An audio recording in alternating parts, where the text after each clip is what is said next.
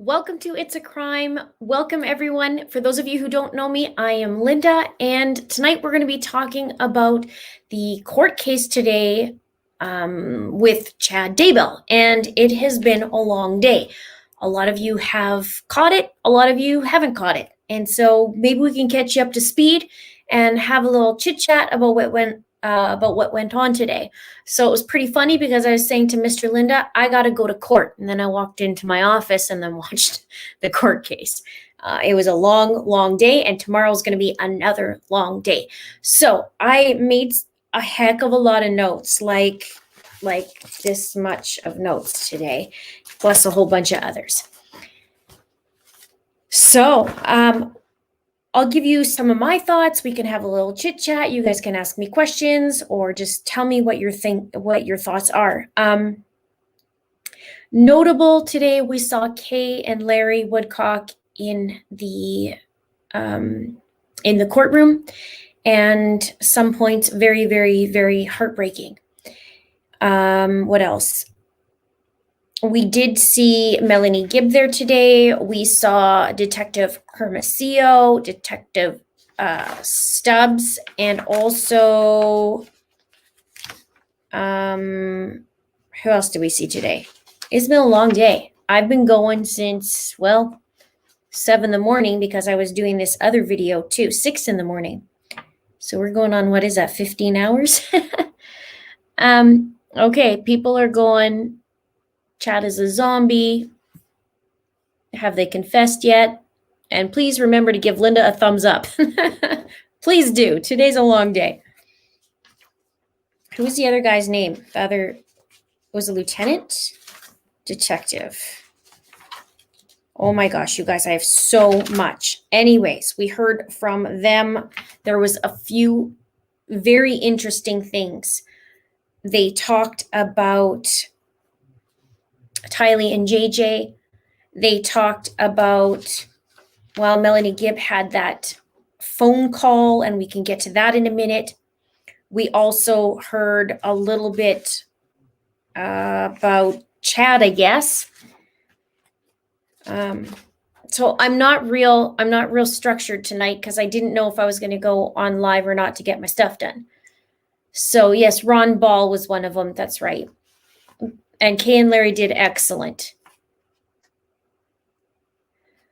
All right. So, yeah, the student person from BYU, I have that. His name was Win. I think his first name, Win. Wow, there's so much on here. Anyways, you know what? It's just easier if I just start from the beginning, kind of, sort of. They had a lot of exhibits today as well. I wrote down literally everything walking through it. They were talking about how they first started investigating by seizing Tylee's Jeep. I'm seeing some crime members come up to welcome. If you see green come across a sign, people are signing up for my crime ring membership. And we also have Shelby here saying, let's make sure we talk about the hello, sweet Melanie, when Chad answered the phone. Oh, that's the first thing I wrote down. Of course, that's the first thing we heard, but it was disgusting. So thank you, Shelby. We will do that. And thank you, Summer has been waiting on me all night. I did put up a video just before this, and it was very, very important that I get it up. So I had to make sure I did that.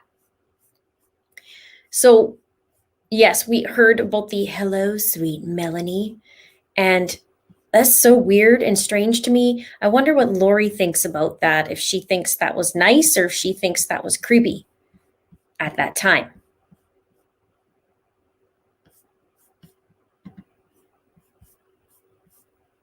So, sorry, this is all jumping around to me. I need somebody to help me out with my live streams. That'd be great. Stay-at-home mom detective, thank you so much for your super chat. I appreciate it.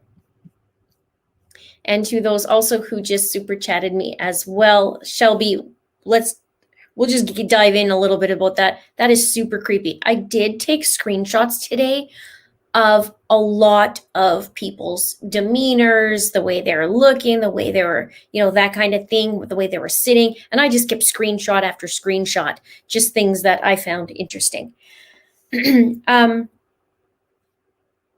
they talked a lot about the welfare check, how they went there. What was interesting to me was the dynamic between Rob Wood and John Pryor. And at one point, Rob actually said that John was on a fishing expedition. I literally was sitting there going, uh-oh, because it started getting heated. When we first started this morning, it was starting to get a little heated. And Mr. Pryor was objecting all over the place.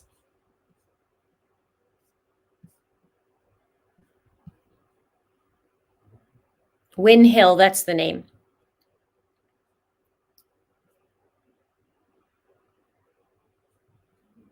You guys are... Okay. Dawn says, I've been waiting on you, Linda. Can't wait to hear your view. Okay, we're getting into it. I have a lot to say, of course, as always, and I'm sure you guys did too. So, yeah, super creepy. That was Gagorama. Yeah, it was super creepy. Okay, so Joanne says, I think the one sidebar was done early to tell Pryor to cool it a bit. He was quite feisty in the beginning, and it was almost, in my opinion, like watching a little bit of a temper tantrum, a little bit. But I did like how Rob's like, listen, he's going on a fishing expedition. This is, because Mr. Pryor kept saying, you need to lay some foundation and foundation and foundation. Yes, please hit the bell for me. I'm so glad you guys can join me. Wow, there's 2,000 people on here. Welcome on a Monday evening. Today has been a heck of a day. A lot of information. There was talk about the first couple exhibits were actually of JJ's birth record and adoption decree and his name change. That was all there. The birth certificate for Tylee. They even had, did you guys notice they were talking about the marriage certificate? They said the marriage certificate of Chad and Lori. So throughout today, there was a couple little info snacks in there that was surprising, and I'm sure you guys could agree. And some of it we knew. Actually, I thought that in the beginning too. Loretta says, who else saw how Chad was so sleepy? I think they gave him the wrong meds. I noticed in the beginning, it looked like he was a little bit like a space cadet, a little bit.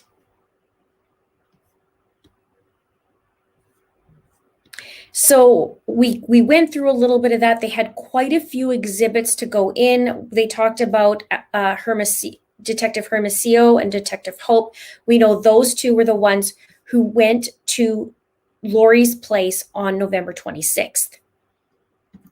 Jessica Smith says, or Smythe, I'm not too sure.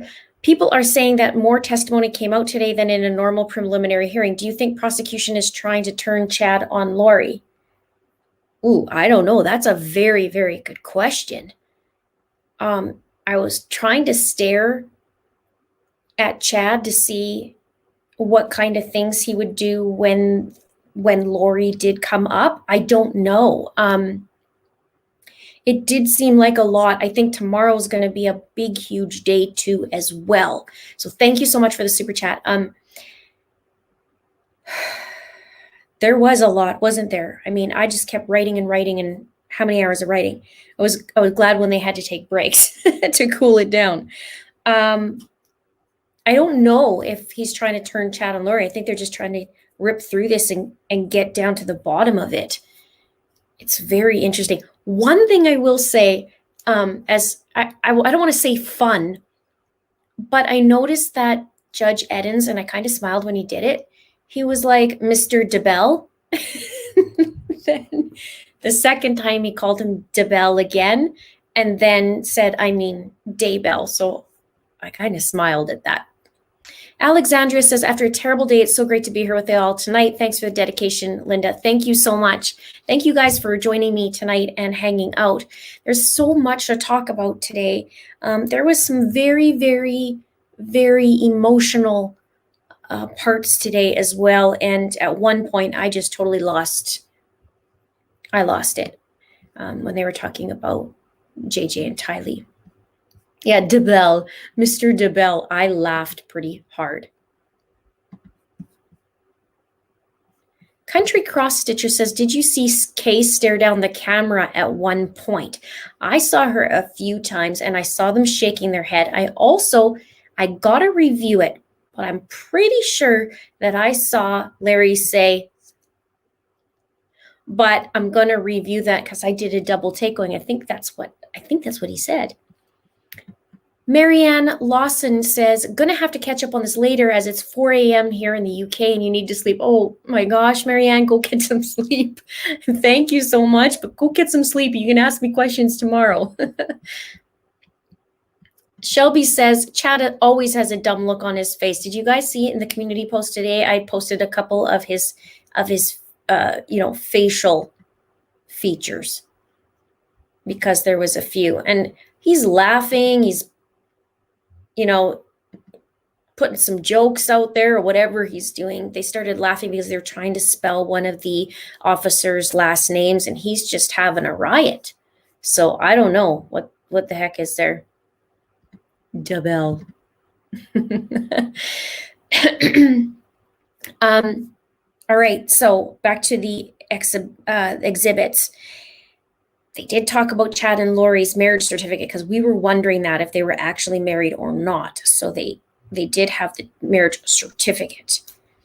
I wonder if that's still registration. You guys are going to have to let me know that in Hawaii. They were talking about November 26th and going over to the apartment. What was interesting is about them talking about apartment 107 and apartment 175. Because one of them was saying that Alex was the one living or had evidence of living at Lori's. And Lori was there as well at 175. But they said Alex was on there. And I went, wait a minute. And if you haven't seen my apartment 107 video, go check that out after this. And I talk a lot about the differences between 175 and 107 and all that. Now, interesting, they said that Alex's name was on that on 175. Now, if you think about Melanie Pulowski, she talked too, saying, oh, sometimes Alex was at 175, sometimes Lori was at 175. So it made it super confusing. So what the heck did they use 107 for? Yeah, Joanne says they would have had to still register. So that was my wondering. That's what I wondered about Hawaii. Yeah, Marlene says Kay did not like the phone call. She looked mad. Both of them were shaking their head. I was shaking my head too at the same time. Thank you so much, Debbie, for the super sticker and super chat. And Jackie Blue as well. I appreciate it. Thank you. Chad looked annoyed when they showed the body cam footage of Lori when she referred to Chad as Alex's friend. I could see him turning on Lori. I think at that point, that was the day of the welfare check. I think her referring to Chad as Alex's friend was something as just, like a diversion. Oh, that's probably, Chad's friend. What I found interesting too is that she called Charles my husband on the body cam that we could hear them talk about. She called Charles my husband, and she would have been married at that point to Chad. So that's curious to me. I wonder what he thought about that, because he's like, wait a minute, that I'm married to her at that point. She's calling him my husband.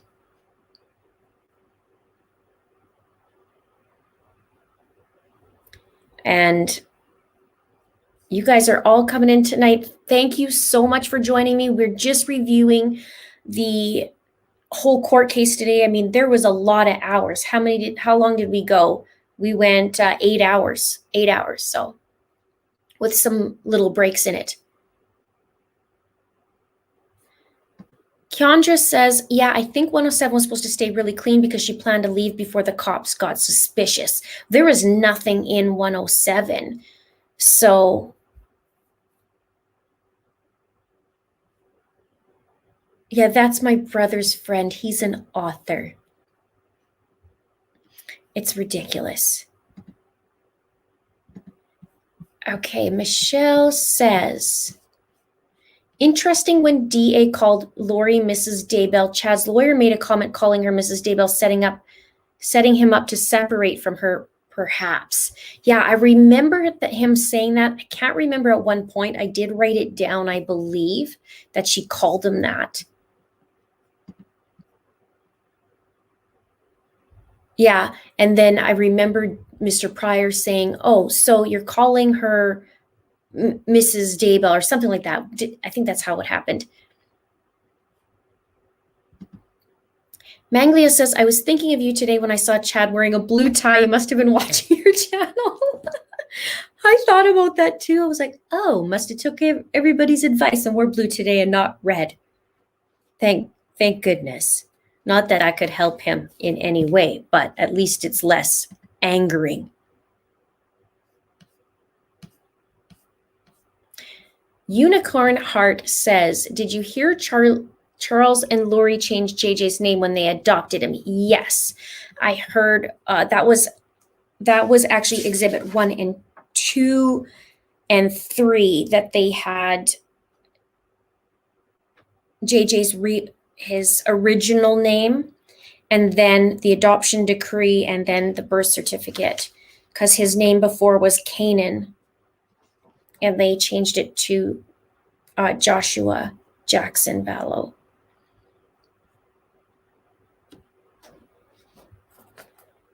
So, okay, so let's keep going. So they had that 107 talk and being over there. There's the body cam. We heard the body cam of him going over. That was really interesting as well. You could hear Lori with her little happy-go-lucky attitude. And, you know, I wished we could see her on the body cam, but we could only hear her. But, I mean, it was no different than, oh, this is just ridiculous. Like, what you guys doing? You know, it was ridiculous.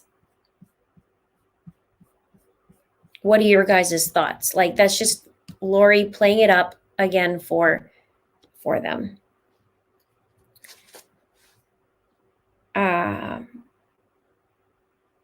Yeah, they said about number 175. They said the purpose was to locate JJ. They weren't searching for Tylee at this point. And they said, what evidence was it that he was living there? They said there was a half-empty bottle of risperidone and JJ's suitcase with his name there. They said the fridge was lived in, like food, fridge, and pantry were all stocked. They said what was off was no clothes. Everything was off the hangers and dresser drawers. And then 107 was completely vacant.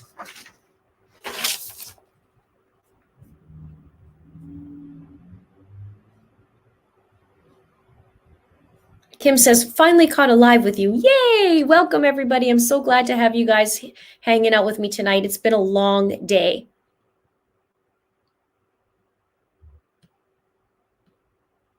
Yeah, there you go. I like that. Michelle says, Lori was trying to get sympathy points with the police by referring to Charles as her husband who passed away.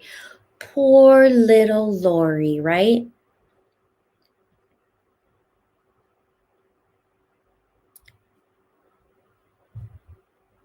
Yeah, a fake home, exactly.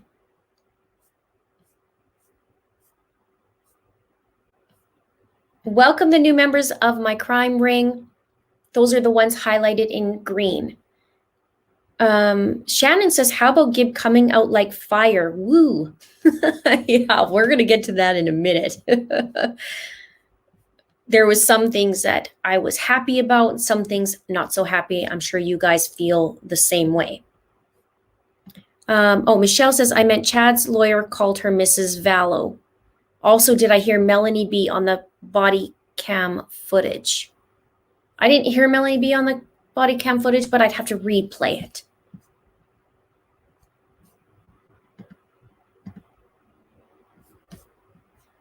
And Tara says, maybe 175 was meant to be the meeting place in Rexburg for the new cult. Well, I desperately wanted them to ask Melanie Gibb, what place did you stay at, 175 or 107? I desperately wanted them to say that, but I believe it was 175, but I really wanted them to ask. All right, so we're going to keep going on. Then they talked about seeing the rental agreement, about the self-storage. They talked about what was in the rental agreement, or what was in the rental storage place. Everything in there pretty much wasn't a surprise, although Mr. Pryor was objecting all over the place is pretty much what happened there. I'm sure at some point Rob was probably like rolling his eyes in the back of his head. I think we all were. They talked about the Yellowstone photos. What was interesting was when the detective was saying, I saw hundreds of pictures, hundreds of video. That was like, wow, that when you hear it like that, that's a lot.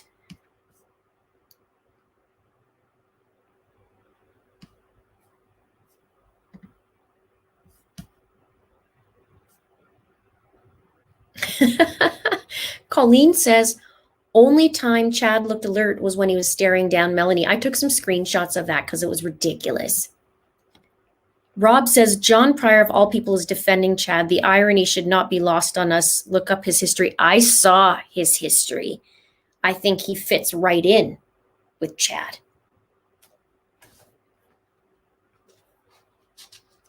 And you know what I keep thinking about whenever I think about Mr. Pryor is how he goes, Chad didn't flee. Chad didn't flee. He was here, that he showed up to court. Yeah, because he's arrested and in jail. I mean, just like, this guy flees all over the place. What are you talking about? Yeah, she did say she didn't. You're right. Moon's Path, she said she didn't know the address. You're right. But they could have shown her a map and said, show us, if you don't know the number, which one is it? But I mean, maybe that's neither here nor there today. Oh, yes, I did. We're going to talk about this in a minute. Jaxie says, did you hear the resentment and bitterness in Lori's voice about that $1 million life insurance policy? So did she kill them out of revenge, or they needed to get rid of witnesses? Well, she's been super bitter. Like, I think that's when she started stopping communication with Kay as soon as she found out that Kay was getting the life insurance policy. They stopped communication on August 10th, was the last of the FaceTime. So I think she threw hissy fits everywhere with this girl.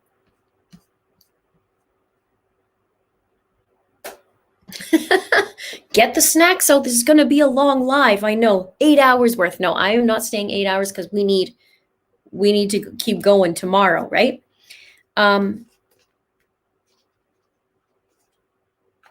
They were talking about the photos. They said no photos after September 8th of Tylee, and no photos of JJ after the 22nd.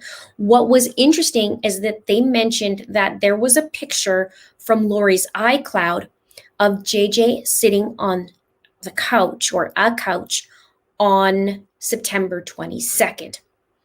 What I find interesting is that Lori had taken a picture of Tylee and JJ and Alex at Yellowstone the day she died. And JJ also has a picture taken on the day he died, in and around, if it was September 22nd/23rd. I found that interesting. They said it was of JJ sitting on a couch. What did you guys think?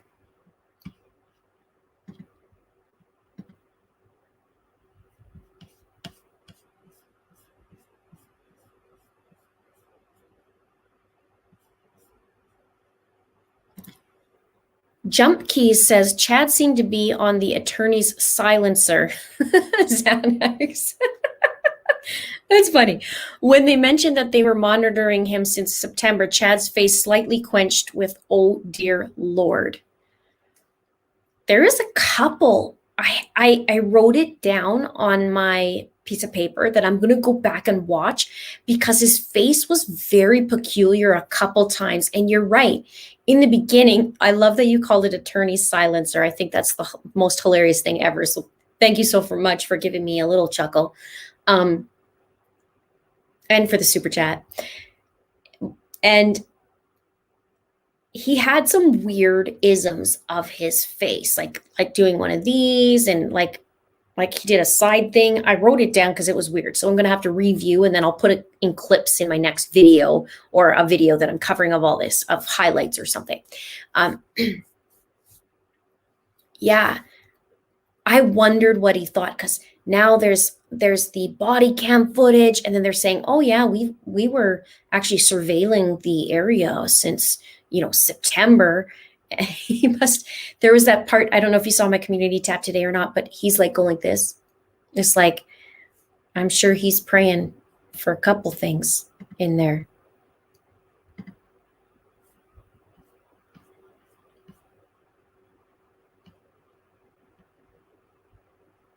Shelby says, do you think Mel G looked terrified, lost weight? I did notice that. She seemed like she was a little bit leaner.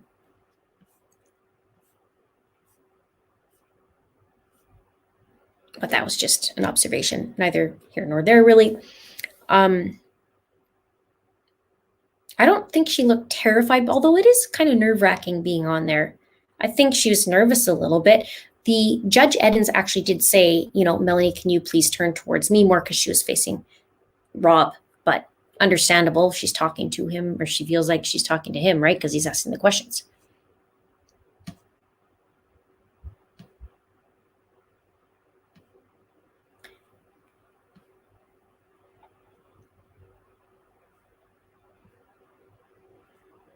Wendy says, really weird how everyone is out for Lori. What do you mean? After Lori? Both of them are culpable.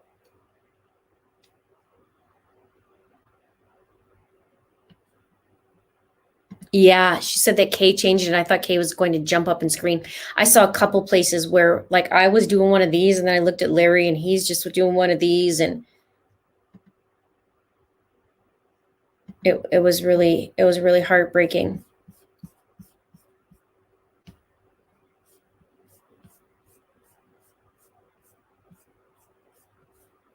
Sarah Adams says, who is the star witness? Melanie G took him to church. Hi, Sarah. Nice to see you again. Thank you. Cindy says, the description of JJ and Tylee's bodies was so sad. I was in tears, and I felt so bad for the family. So inhumane. I just can't wrap my head around it. That's horrific. And we thought it was horrific before. And then hearing this, I actually started sobbing. It was pretty bad. I was like, I don't even know I can handle it. You can see actually the detectives, they're hard. You could just tell it on them too. And then having to describe it, and then JJ's grandparents, Larry and Kay, having to hear that was absolutely awful. And of course, that brings up more questions as well as to why go to that extreme with the duct tape? And it's just, I'd have to review again what was said, but from my memory, it was horrific. And you can see it on those. And just a side note, when something like this happens, the first responders and emergency responders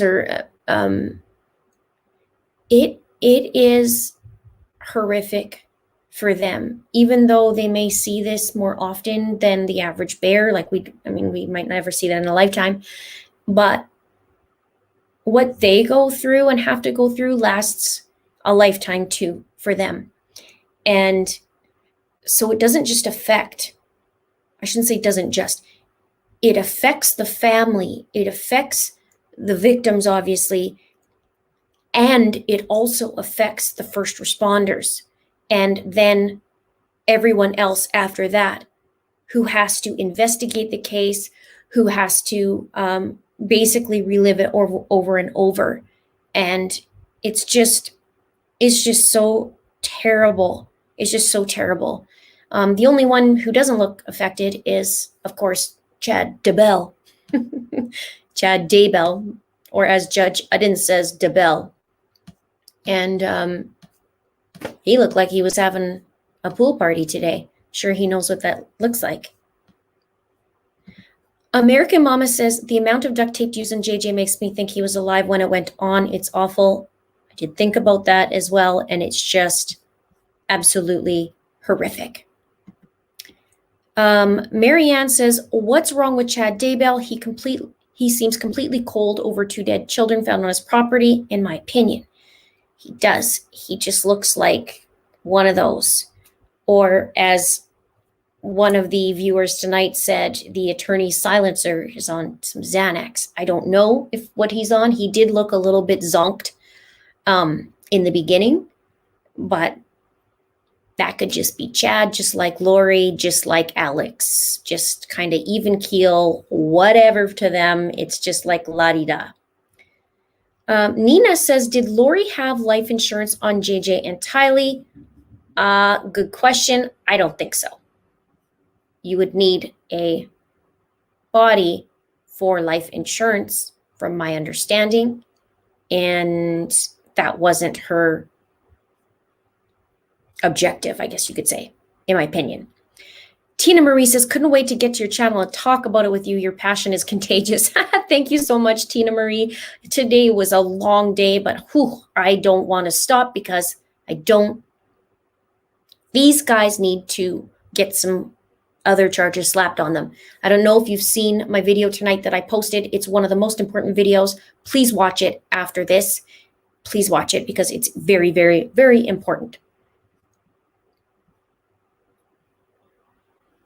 Pamela says, so funny when you could see Chad swallow really hard when certain things were brought up. His whole head moved.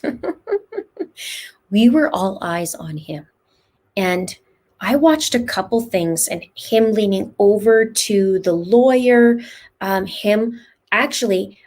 there was a point where they took a recess and Mr. Pryor said, we want to go talk in the hallway.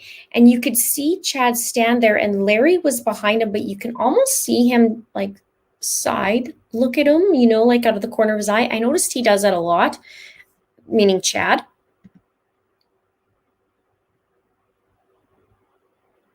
Oh, yeah. Okay, this is great, Lee. I'm just going to find thank you, Debbie. I'm going to find your super chat. For some reason, this thing jumps all over the place. It's kind of frustrating on this. Lee says, Chad, yeah, I think I remember him. Alex's friend? Yeah, right. Oh, you mean the one you married? And they knew it already. They knew they were married. So that actually is a blessing in itself too, because he said, yeah, I knew they were married. Yet here they are saying, well, yeah, I don't know her phone number. I don't know anything. Travis says, how is there not enough evidence to charge with murder already? I think they're dialing it in so it's airtight. That's the only thing I can come up with. There's lots going to be coming down the pipe, I think. But really, really, really good question. I think they're just prepping and getting all their ducks in a row. Highly Curious says, Nate Eaton talked to a lady today that had Kool-Aid lipstick on her mask. Call it her Lori mask. Do you think Lori will wear a mask next week? Yes, I do. Or maybe she'll come with Kool-Aid lipstick, but probably wear a mask.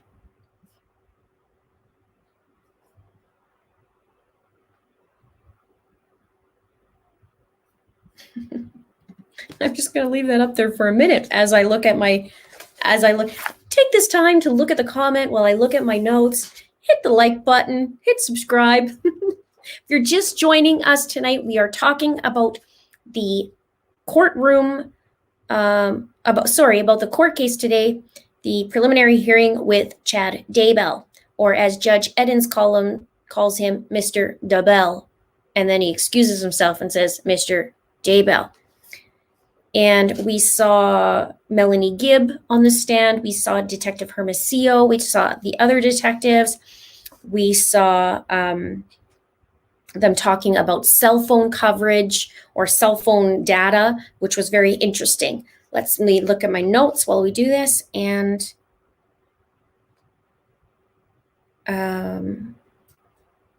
they were talking about going to Hawaii and observing Lori there and them doing a search warrant on her vehicle.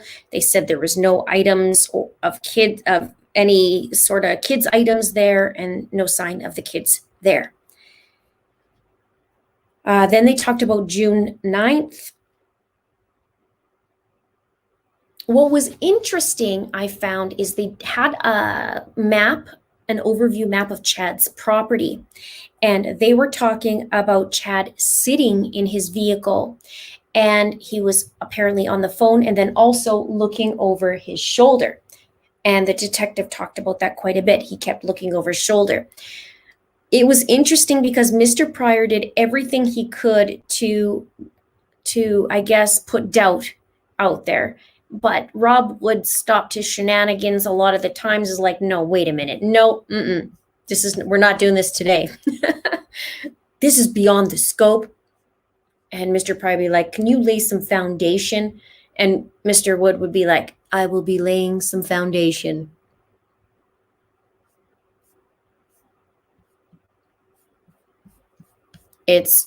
I loved when he said this is a fishing expedition.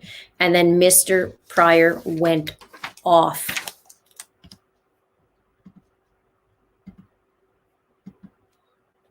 Thank you, Jason. I was just thinking about you. I was wondering how you were doing. He's the original person. Well, he's my original family on here. And he also came up with Leave It to Linda all the time. And it's nice to see you. I haven't seen you in a long time. Or it seems like it anyways.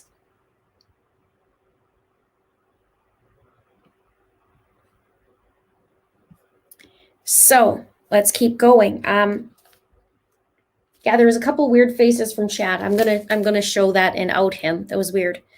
Oh, right, back to the aerial photograph. Really interesting that he was pointing out the area where the pond is and where the pet cemetery is. And then also Mr. Pryor was trying to point out that there were how many houses around the area. Can you look on the map and see, or the aerial view, is there a house across the street? Is there one over here? And then he ends up counting 5 houses.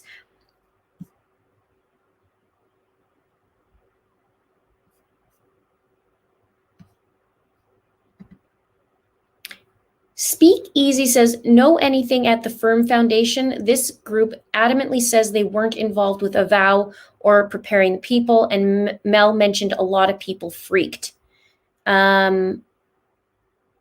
I don't know. I really don't know. I'd have to dive into that. Perhaps that's next.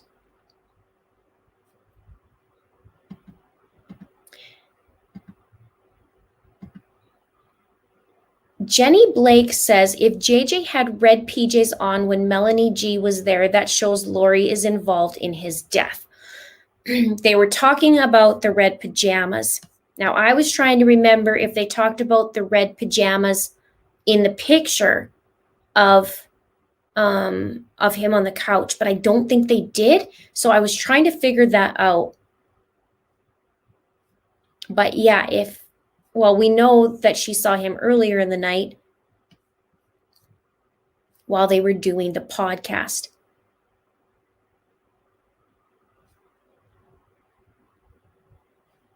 Do I read all these comments? I sure the heck try. 4,500 people in here sometimes makes it really, really hard, but I do my best to try and catch up, but it's hard. Amy B says, Mr. Pryor needs courtroom etiquette 101. Well, I think he's pretty heated, and I think he's trying to point out all kinds of things. Lauren Drake says, when detectives were doing welfare check on JJ, Lori slightly stumbled when complaining about Charles, saying, then my husband died. Wonder how detectives kept a straight face. I wish we could see that body cam. I wanted to see what was going on, and she's doing, like something like this and her little flirty. And then I'll review what was said in the body cam and also with Melanie Gibb's phone call. I like to listen to a couple times and then I will keep that. What was interesting though is how she talked about, this is ridiculous. I mean, this is all coming because my brother's trying to kill me. And, like she just kept going on, kind of was like, any other day.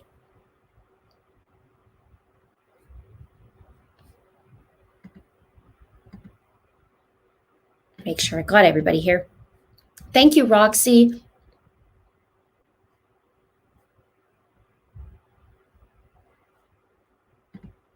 Thank you so much, Greg. I see you in the comments. You're there right in the beginning when I post something. I usually see you. Thank you. Nice to see you again.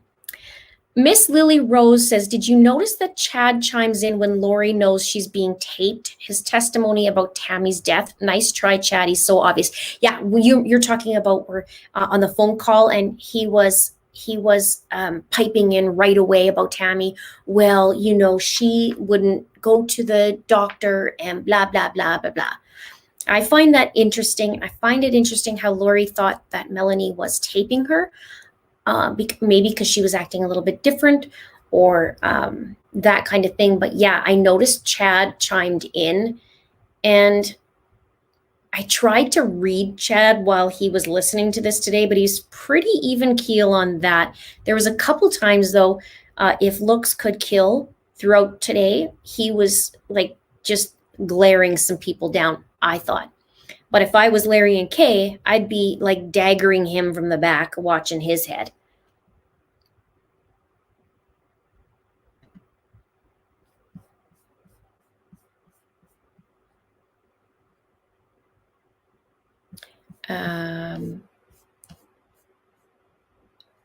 Okay, this is jumping again. Trying to find you. There it is.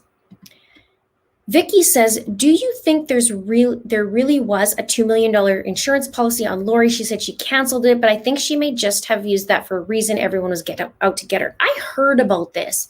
I heard about this $2 million insurance policy. I don't know if that's true or not on Lori. We know it's definitely true, $1 million on Charles and $1 million on Brandon Boudreau. I don't know about this, but in some of my videos, you'll hear me say, look, Lori projects. She says something that she does, and then she puts it on somebody else, right? So I don't know if there was actually an insurance policy on Lori. I think we heard Melanie Gibb talk about that too, about this $2 million insurance policy. Perhaps there was, but I can't be sure. I just think more she's doing the flip around, like they want to kill me for insurance money when really she's the one who wants to kill Charles for insurance money.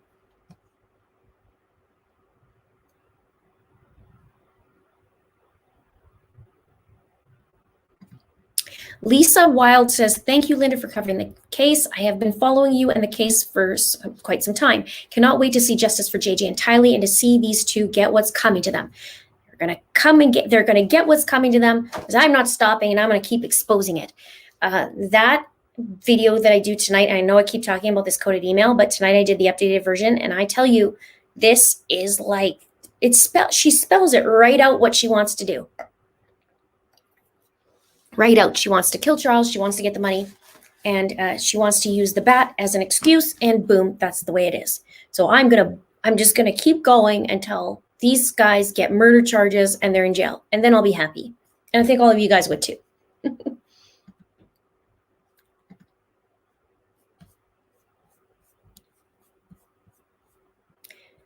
Nina says, the fact that they found Tylee's partial skull made me ponder if she'd been shot in the head. Good question. I don't know.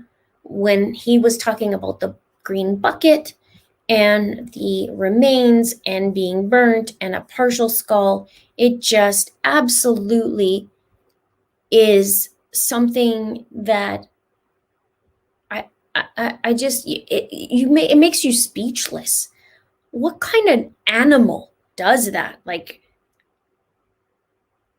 and not even a flinch from Chad, like nothing.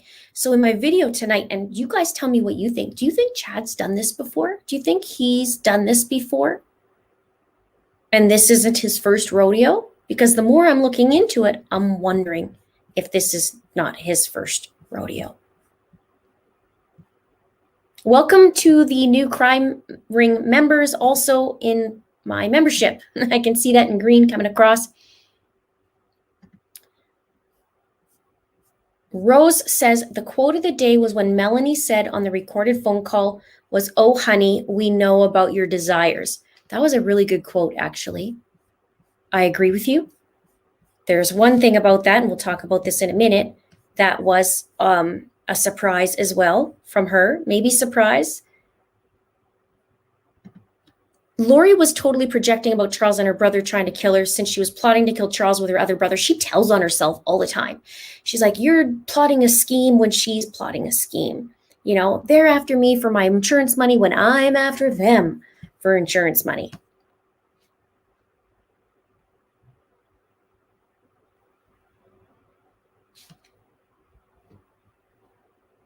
Chad and Lori are so emotionally manipulative. They are, it's disgusting. And Chad knows how to do it too.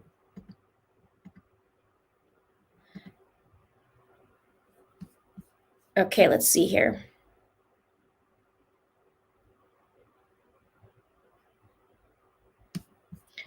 And it's skipping again. Kendra says, Melanie G is cunning. She acts demure when talking to Nate, but lies to the police. Records a phone call, standing up for Lori. Chad I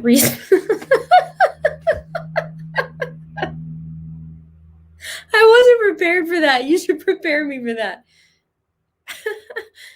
Chad resembles Porky Pig. I can't even help that. That caught me by surprise. You guys are funny. Melanie's call was very interesting. One of the things she did admit on the stand was that she lied to Gilbert police. She said that she did have JJ, but does not have JJ, and threw the ball back to Lori, pretty much. That was disappointing. Although a little bit of redemption by recording the phone call, I guess, to prove that she wasn't part of it. And also saying, no, I'm not going to lie and say JJ was at the Frozen 2 movie. So it's hard. Whereas Melanie Pawlowski, I think she lies through everything, in my opinion. Whereas Melanie Gibb, I can see her wanting to do the right thing. Maybe she didn't in the beginning, but in the end or in the middle, she did. So I teeter with her, right? And I'm sure you guys kind of feel the same way. Maybe. Let me know what you guys think. Melissa Bogg says, was JJ found with no hands? Hermosillo said JJ had a ball of duct tape over where his hands would be. I remember him saying that. I don't know if he actually meant it that way, but now that you say that, I don't know. I'll have to review that. Oh no. September 7th was Satanic Cult Ritual Calendar, Hands of Glory. But JJ was September 22nd. So, good point. I don't know. I got to review that. Yes, absolutely. I agree. Raccoon is code for Tylee. 100% agree. Chad tells on himself too. Chad almost boasts. Chad likes to boast. So, what a day. I had to shoot a raccoon today. And I want to know, because Detective Hermosillo talked today about finding a cat and a dog. No mention of a raccoon. I don't know if that's coming, but I've still to this day, since June, have not heard about a raccoon being found. Thank you so much, Dawn. Jessica says, did you see Chad look at the last detective? Oh, where did it go? I'm so sorry that popped off, but I'm going to be trying to find it.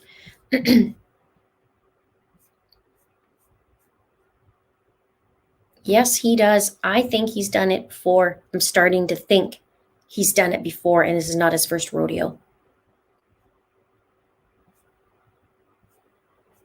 In my opinion.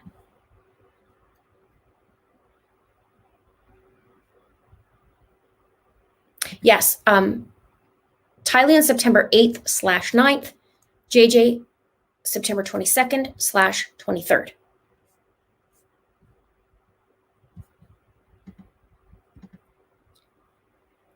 Lauren says, when detectives were doing welfare check on JJ, Lori slightly stumbled when complaining about Charles saying, then my husband died. What? Okay, I read that one. Wonder how detective kept a straight face. Yes, I read that one. Whew. Crazy day, you guys. Welcome everybody who's just showing up. We have 4,900 people in here hanging out on a Monday night. It was a really, really big day. If you haven't seen my video that I popped up tonight before this live stream, please do that after, because it is one of the most important videos. It potentially places Chad in Arizona the day or time around Charles Vallow's death. And it's very important. It's very, very, very important.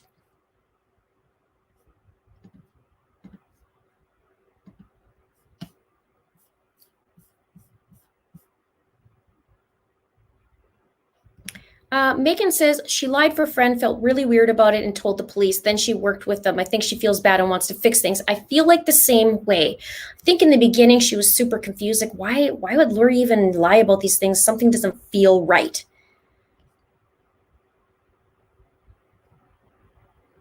And I do feel like that. So like I said, I feel different about Melanie Pulowski than I do Melanie Gibb.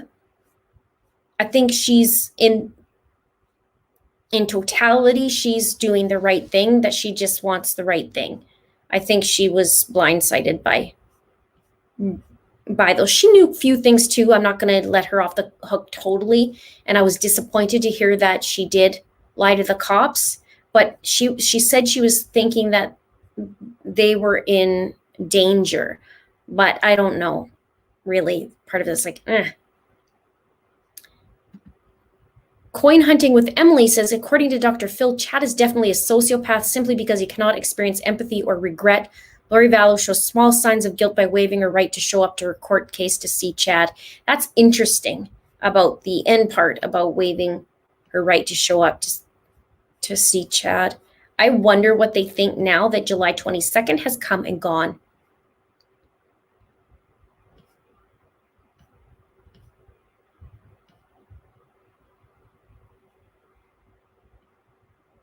Oh, okay. Now,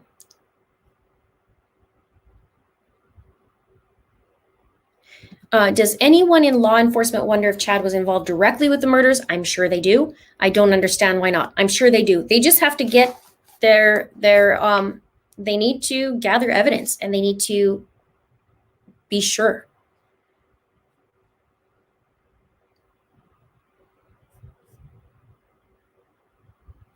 Can mods post a link for membership, please? Yes, please. But if not, I'll just do that quickly here.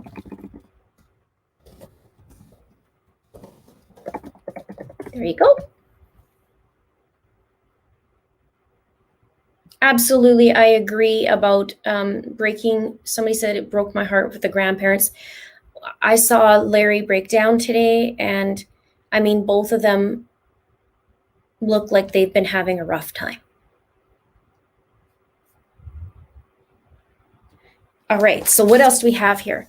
We were talking about Chad being in the vehicle at the property, taking a look behind. The detective said, look, he took a look behind him. And he also said he went to the back of his vehicle, looking in the same direction, took his hat off, ran his fingers through his hair, put his hat back on, and then went back in the vehicle. And they said he was looking at the pond area. And Mr. Pryor was trying to make a point of the direction. Actually was funny because he's like, Detective Hermosillo, what direction was he looking in? Or he was trying to get him to say, did he look anywhere else? And detective was like, well, yeah, he looked, but like, did he just look there, or was he looking all kinds of places? Like, he was just trying to, do his job, but some of it was eye rolling, in my opinion.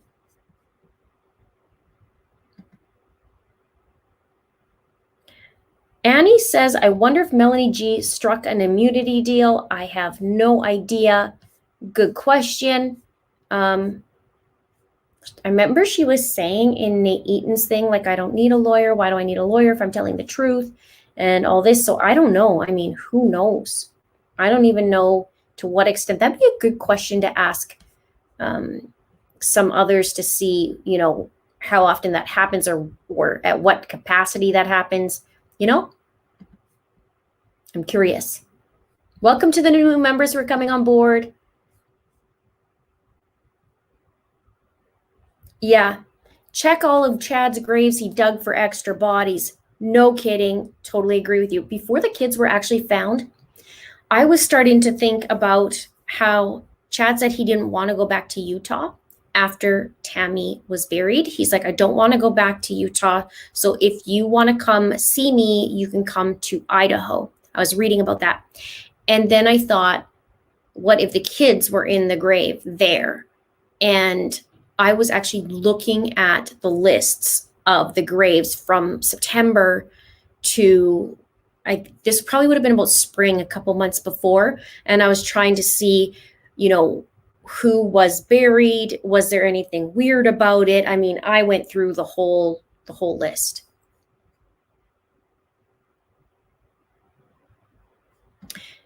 I'm interested in seeing if she still wants to go by Lori Daybell, since Pryor made a comment about her using the last name, made me ponder. Yeah, I would wonder too.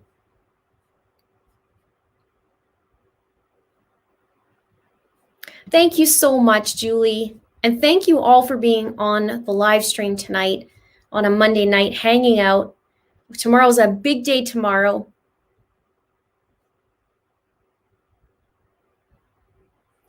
The conspiracy falls in place when Melanie Gibb talks about Chad's call. Don't pick up when the police call.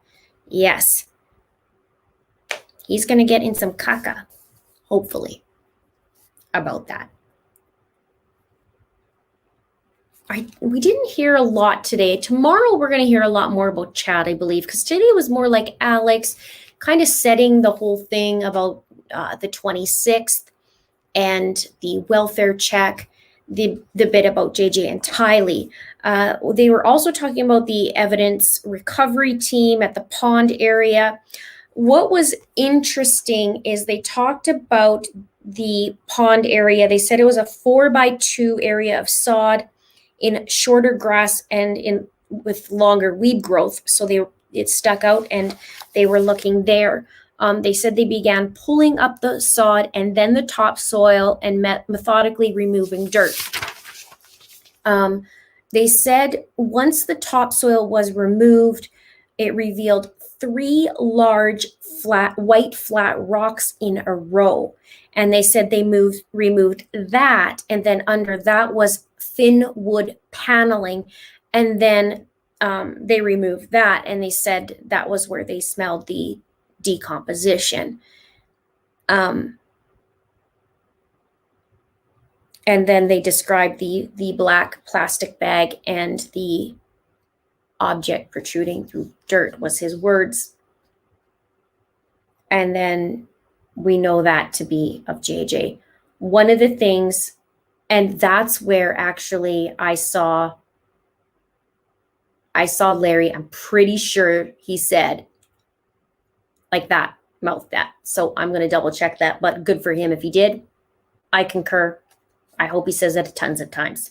It was heartbreaking to hear about them going to the coroner's office and then Detective Hermosillo saying that he observed the black bag, and then they opened the bag and then he had to describe JJ. What, and I'm not going to get too much into it about that.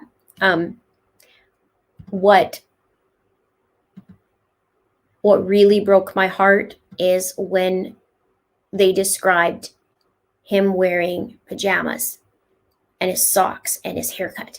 So I'm not going to talk too much because I'm going to be super upset. So I'm not going to do that. And we don't need to talk about that right now. Plenty of things we can talk about, but tonight, probably not. Probably not. We know it's JJ. And also Tylee and what was left. They're disgusting. And so this is, I mean, they have to get more than what they are right now. And I think you would agree.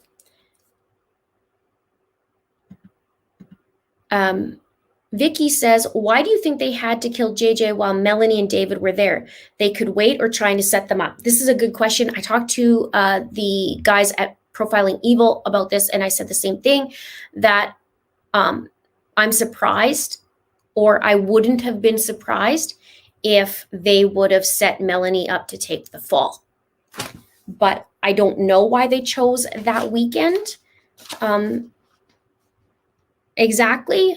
But I wondered if, hey, if anything went down, let's blame Melanie Gibb. But that's me totally guessing. I haven't dug in enough, but I am kind of surprised that I thought, well, maybe they would have made her the fall girl, so to speak.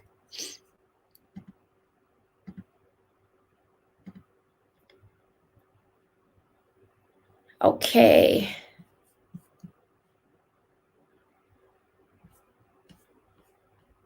Let's see now. Yes, thank you. And thank you to my mods who helping me tonight with 5,000 people on.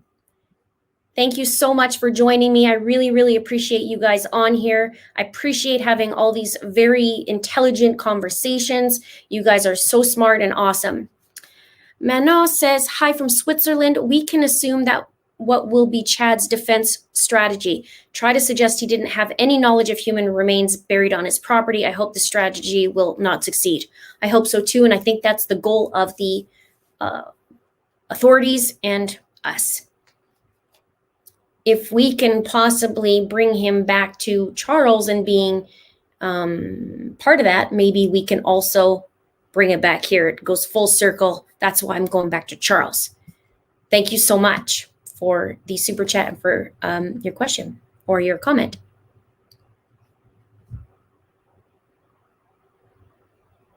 Yes, Wendy, I 100% agree. It's terrible for them all, everybody involved, the family, everybody, and people, the responders and the authorities that have to find the children and have to see all this. It is not easy. And I can speak for, well, I shouldn't say I can speak directly for my husband, but I can speak to what I've seen my husband go through in the last 7 years that I've been with him. And he's pretty good about it, but he's human. And what people see is awful. It's totally awful. And it stays with you. And you could see that today. You could see that on them. And they just as soon as even Rob Wood and Detective Hermosillo and Lieutenant Ball, Ron Ball, and you could just see them. And they're just wrecked over it. And so this is like a ripple effect. We're all affected that are following. It's just awful. It's awful. And what kind of human being? That's why I wonder if Chad's done this before.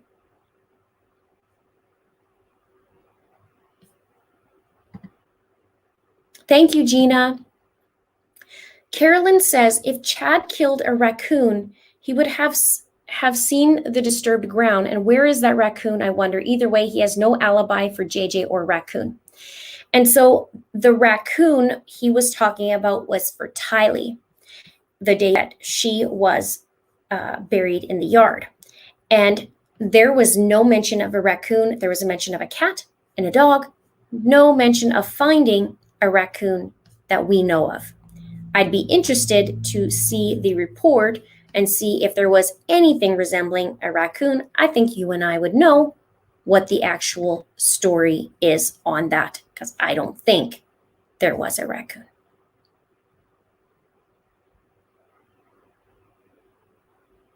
Yes, Penny. She says, I cried just talking. It makes me sick. The evil, not human. It was awful. I let out a good cry today about that. It just was just awful.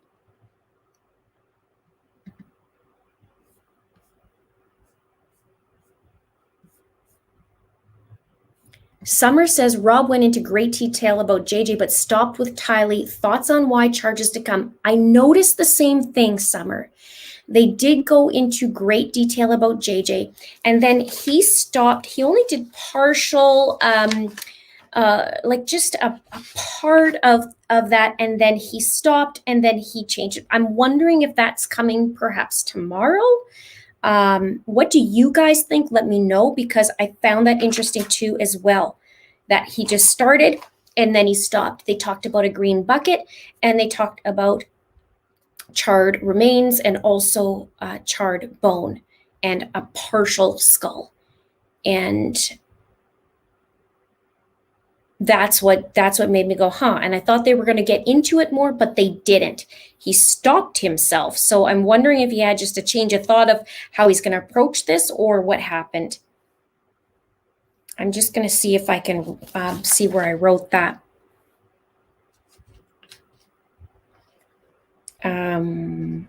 He said when it came to Tylee, when he returned, they had dug down and appeared to be a mass of burned flesh and charred bone. They observed the ERT taking the mass out of the ground. They continued on June 10th.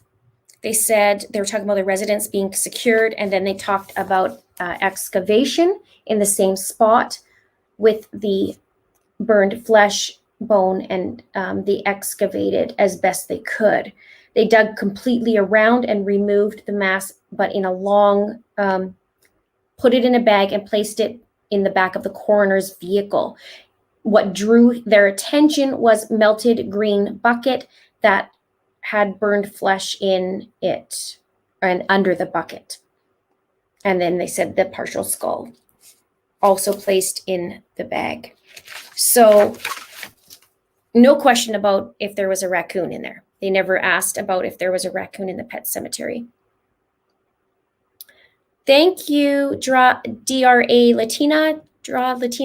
I'm not sure how you say your name, but thank you so much. And Gina and Melissa, if I've already shouted you out. Matt Bond. Okay, so where are you, Matt? There you are. I've been first response to accidents, and that rips you. Something like this, hell no. Did he stop because not enough info? Good question. And first of all, I'm sorry that you've had to see that. And yeah, it's horrible. I actually said to my husband, I'd be a terrible paramedic. I'd be terrible. And my husband agrees. He said, you'd be fired the first day. I said, I know I would. I don't know why they stopped. Maybe not enough info, but I don't think so, because he would have maybe got him to speak a little bit more, but perhaps you might make a really good point, or maybe there's more tomorrow, or maybe it's not necessary. Well, I don't know why it wouldn't be necessary. They did go into detail about JJ, which I am surprised at the amount of duct tape. At the amount. That was, I was shocked. I knew we would be shocked, though. I mean, the more we're going to find out, the worse it's going to get, unfortunately. Yeah, it said no further questions on the exam at Tylee. He said no further questions. And then John Pryor did his cross-examination, went back to November 26th. he did bring up about being important to record witnesses, because they were asking about Detective Hermosillo, and he said no, he didn't have some of them on camera or body camera. And then they were cross-examining, I think it was it Detective Stubbs that he was talking to, or it was Lieutenant Ball.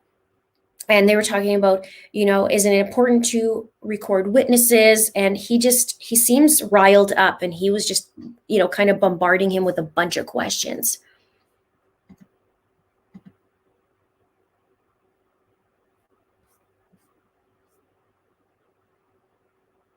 Yep.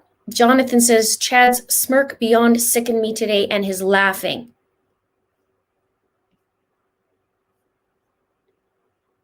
Good call, Amy. I hope so too. She says, I hope they find their fingerprints from the duct tape. Me too. I hope at the very minimum, there's a lot of information that they can get from JJ.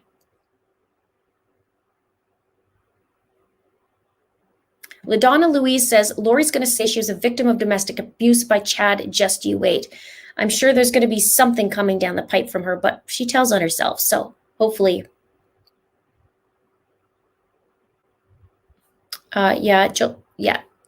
Josette says, I'm afraid JJ was alive. That's why so much duct tape. So horrible, just inhumane. That is what haunts me. And otherwise, I don't understand why there would be so much. Thank you so much, Karen and Becca Lecca. I like your name.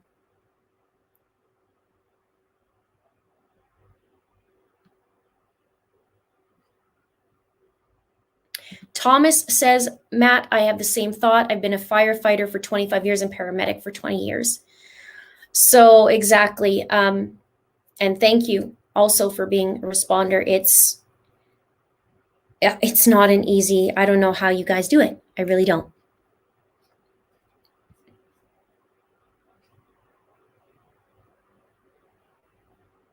All right. So we keep going. Scott says, your thoughts on what's going to happen when the funds run out? I don't think he has the dough to cover both cases. What do you think? Well, it's certainly not going to be from his books. It's not cheap either it's not cheap to have a lawyer. So I don't know. You have a very good question. Perhaps he would sell his house and keep on going. The kids will help him out with it, with from the house money. Not that it's going to be worth a whole lot, but I don't know.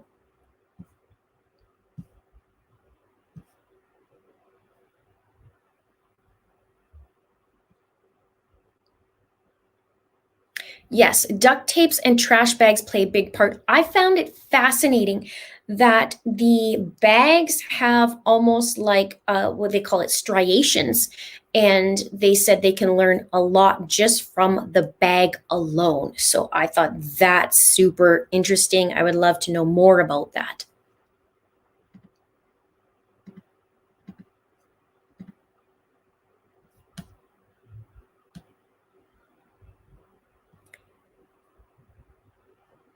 Linda says, why the two different methods of disposing of the children?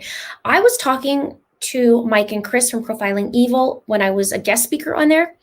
And we were talking about that, and I had thought the same thing about the two methods. And my thought was that there's two different killers. And Mike and Chris had said, we believe they were talking about that too, that there's a difference. Chris was mentioning how Chad doesn't have a emotional tie to Tylee. So that more likely would be the scenario, whereas Alex does. So they're talking about perhaps it was Chad that killed Tylee. And I agree on that of the two, because I thought, oh, yeah, very, very, very different. So I had wondered before I met these guys that was there too, because it's so different. and they were looking at that the same. So it's interesting.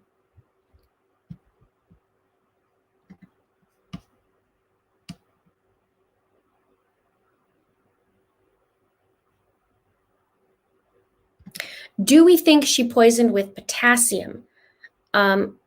There is so many theories. There's some very interesting theories. A lot of people say malachite. And are you talking about poisoning the children, or are you talking about poisoning Tammy?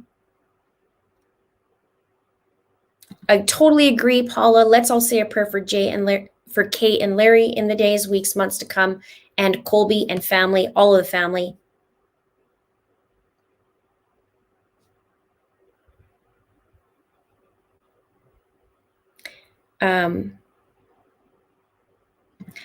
ABD says, I was wondering the same thing earlier. I'm their program. What are two different methods of disposal?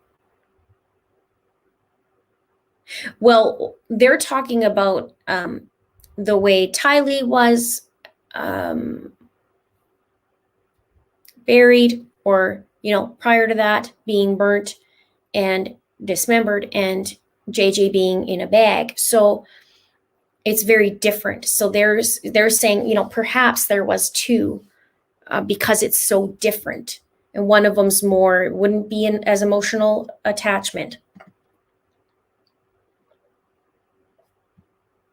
Meliel says, Linda, the charges filed on Lori for desertion and non-supportive children dropped because children found or just not able to stick, or more serious charges coming, so they're not important anymore. Well, they had to drop them. They had to drop them because the children weren't missing. They were dead. It's my understanding.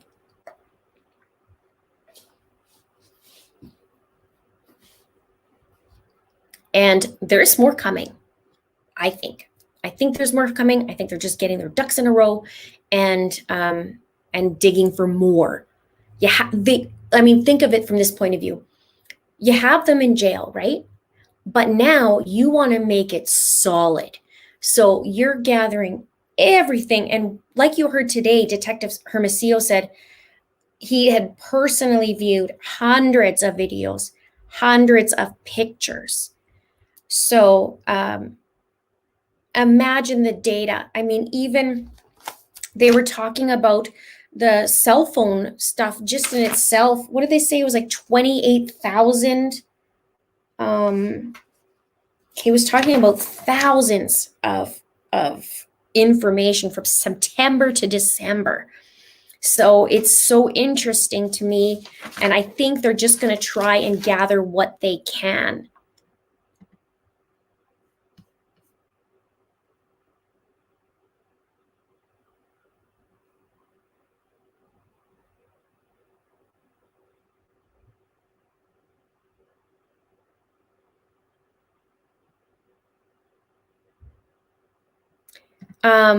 Brennan Tube says, after today, I definitely believe more charges are not far behind. I think they're just going to gather as much as they can, dot their I's, cross their T's, and make sure that they got what they got, and so that they can pin them.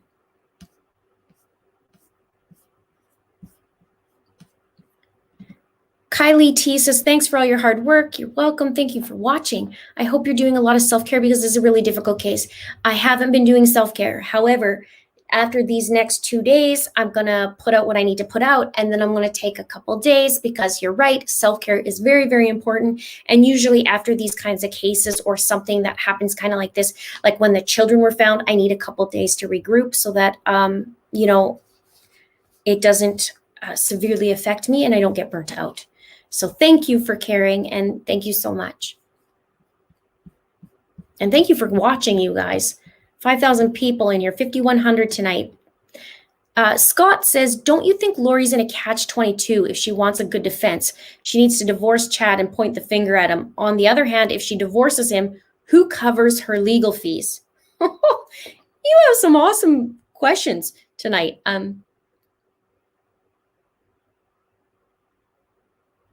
Well, she can point the finger at Chad. She doesn't need to divorce him. I don't think. as to who covers her legal fees, I don't know.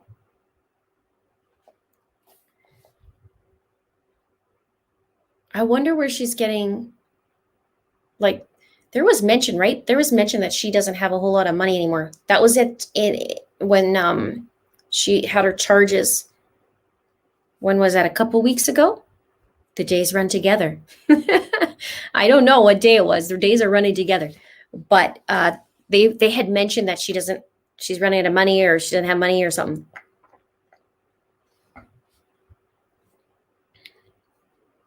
Thank you, Missy.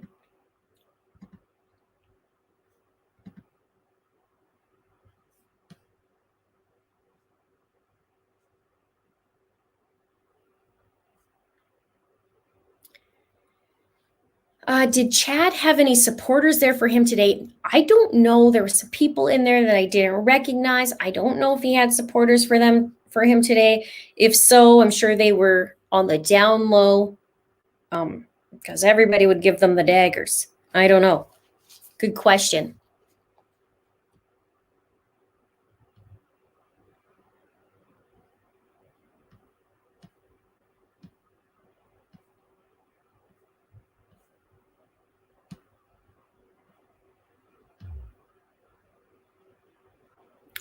Sierra says, do you think Lori could have helped killed Tylee? I don't see Chad killing anybody. Interesting. I can see him being like, oh yeah, I have a huge yard you can use. Sickening. It's interesting that you don't see him killing anybody. But that's totally cool. That's your opinion. I can see your point though. Hey, yeah, no problem. You just go use the yard. Like, this is all this. We'll just let Alex do it or something.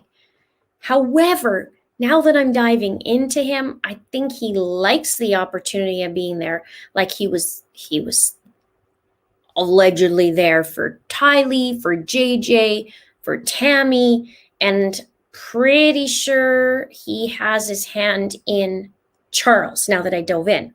So I don't know at what capacity he would do it, although it was so violent with Tylee, I'm wondering if it was Chad. And maybe he was pretty mad at her.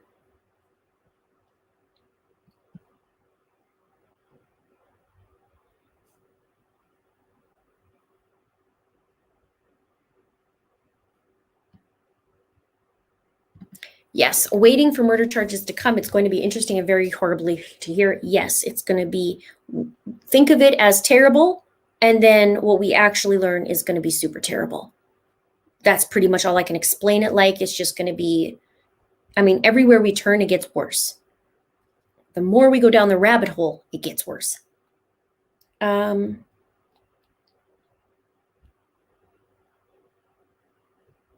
Oh, this is where he said about the fishing expedition. I thought that was so funny because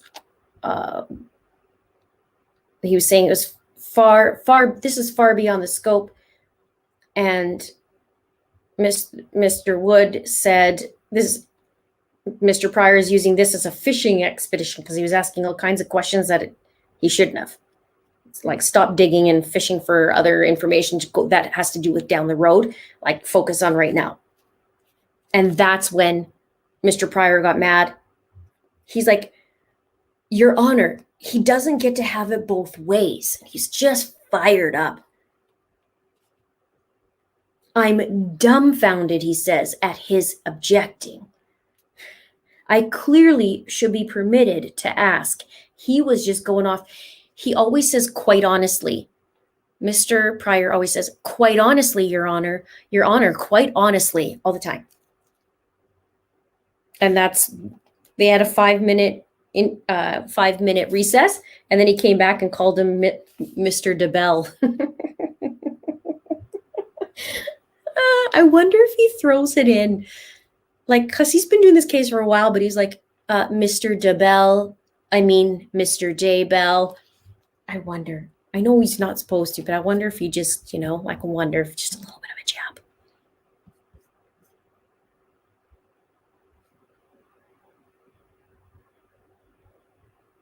Quite honestly, he was annoying. Quite honestly, you're correct. Lovely Denver says, quick questions. When was the last day JJ was seen? When was JJ's welfare check conducted? And when the two knuckleheads got married? Okay, you have make some great questions. I'm going to put that up once I find this in my, right here. Okay, JJ was last seen Sunday, September 22nd.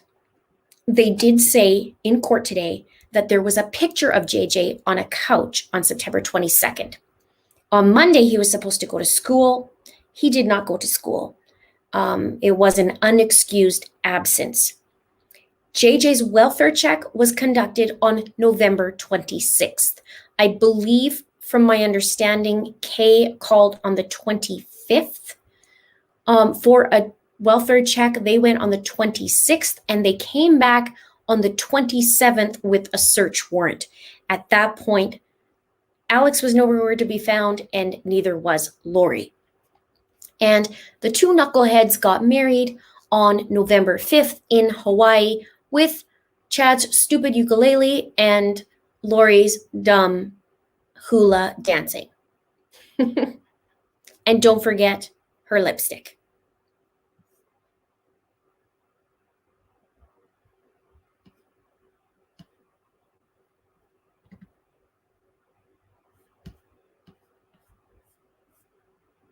And thank you for your questions. That was pretty good. Cherry Bomb says, I type 80 words per minute and I'm very familiar with chat rooms and this is beyond ridiculous. You cannot read posts too fast and every time you post something, there are 10 more in its place. Yeah, that's because there was 5,000, there's almost 5,100 people in the room.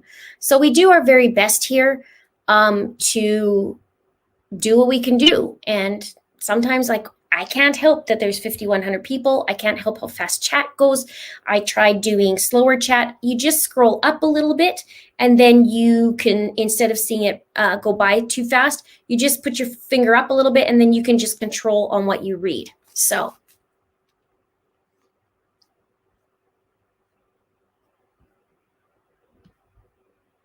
Maybe one day YouTube will streamline that a little bit better. Dina or Deanna, sorry, I don't know how to pronounce that. It's either Dina or Deanna. I keep wondering if there are any more bodies buried on Chad's property. I'm sure they're checking that out. I'd like to know about where else Chad lived and what kind of pet cemeteries he had prior to that. Maybe after this is complete, they're going to go and check that as well. Or maybe they're going now and checking that out.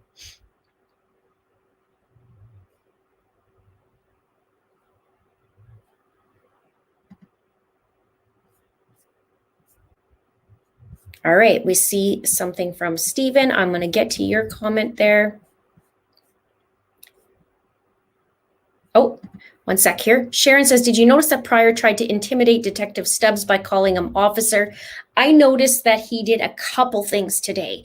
He is actually saying, I'm not questioning your integrity or something to that effect. I wrote it down. But, and then I think it had to do with the body cams and what he's saying, and if he had a body cam, what would actually said. So he kind of did insult him, but he's saying he's not.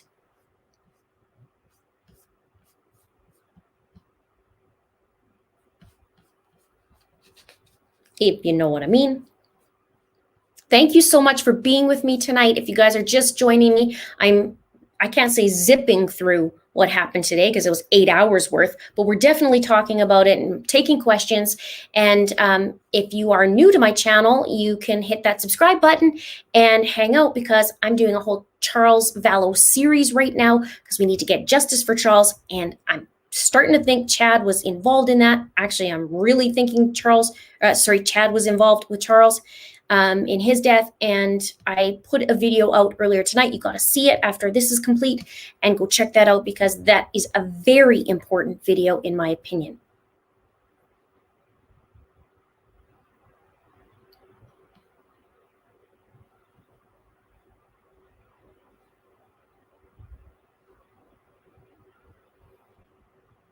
Okay. Alexandria says, I wonder if Chad and Lori discussed what to say do in the case that if they ever got caught. It seems like they both felt invincible at one point, but do you think they had a convo about what to do in this situation? I'm sure they have if they've been planning all this, although I don't think they thought they were going to get caught. So very good question. They might have chatted to each other, but, or maybe their kids are, back and forth on it. Chad dozed off. He feels nothing for those kids. Yeah, he looks a little numb.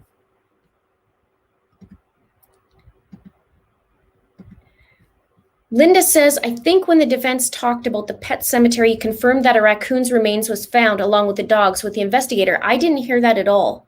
I heard they found a cat and a dog.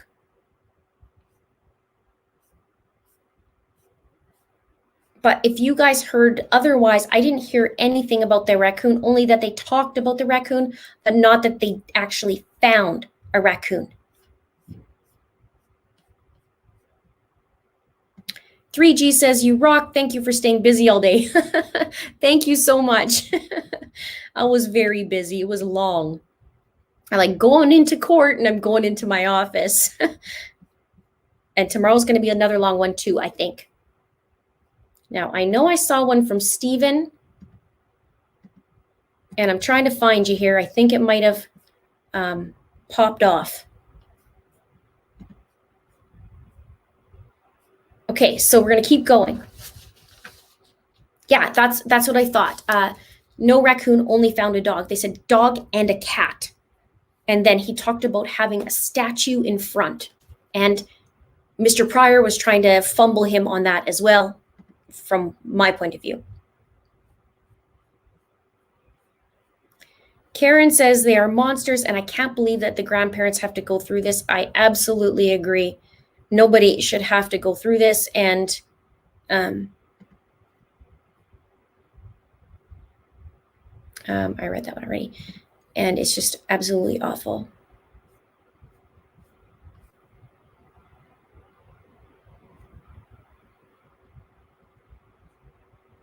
Marianne says he thought a big earthquake would distract us all. Haha, joke's on you, Chad.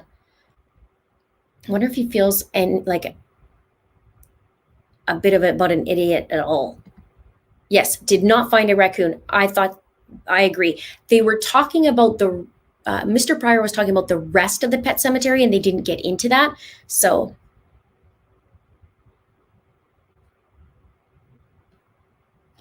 now the other thing, let's see. They had the recess, Melanie Gibb. They were talking about Melanie Gibb was recorded on the phone with the detective. And back to Alex. That was interesting. Judge Edens at one point, so Mr. Pryor kept objecting, and they were talking about Alex. And Mr. Pryor objected over and over and over and over and over. And then Judge Edens actually says, I don't think he answered how you wanted him to answer. I thought that was good. They talked about contacting the school, referenced hundreds of videos. Then the 175, like I talked earlier tonight about the apartment 175. And they found belongings both of Alex and Lori's in 175. 107 was vacant. I thought that was interesting. Also, if you guys want to see my apartment video, go to the apartment 107 one as well. Sierra says, I'm very eager to see how Lori will react when the recording of her convo with Melanie is played in court. Chad was not happy. Oh yeah, today. That was very interesting. Chad was pretty silent about that. Wasn't smirking when that call happened. I talked the pond, the pet.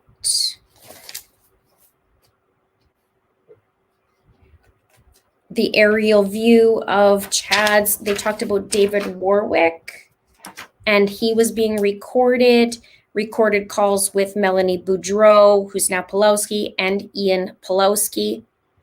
And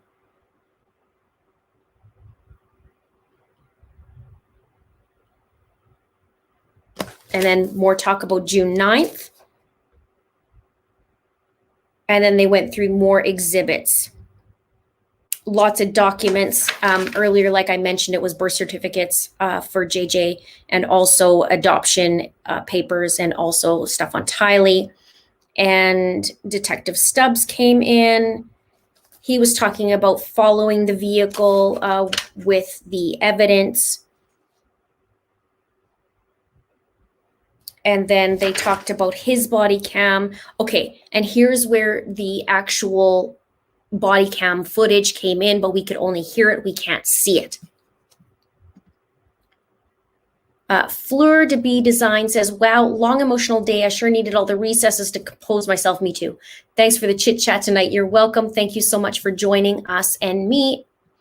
And it was a very long day and emotional. 100% agree. We're going to have a pretty good sleep tonight so we can deal with tomorrow, because there's going to be more going in. I think there's going to bring in a lot more with Chad, I think. Dardan Creek says, is never heard about Lori's brother Adam plotting to kill her before today's recording. Oh, okay. I never heard about Lori's brother Adam plotting to kill her before today's recording. Yeah, me neither. But Lori projects, and she talked about, so in my video today, and I talked about the coded email, when Charles forwarded this crazy email to Adam, he said, look what Lori's doing. She's up to something. And he even said in there, Lori says, we are plotting a scheme. So it's funny that she's saying that and repeating that again when she's the one who's plotting.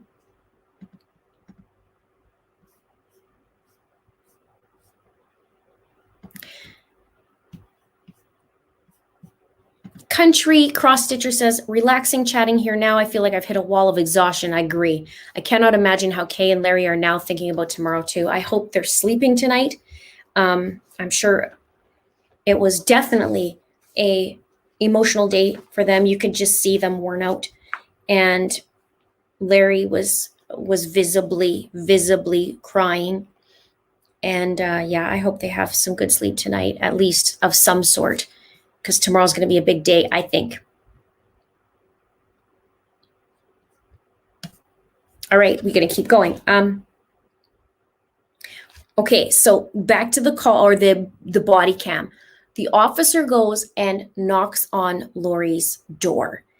And she says, yeah, sure, come on in. My brother's here. And the detectives are talking to her. And she goes, this is a big mess. And JJ's in Arizona with one of my friends. She says, my friend is, or he's with my friend Melanie. Her son has autism. And the detectives are saying, you know, about this there's a bad vibe, that something's going on. And she just talks about how it's very weird. One of my brothers are trying to kill me for my $2 million policy.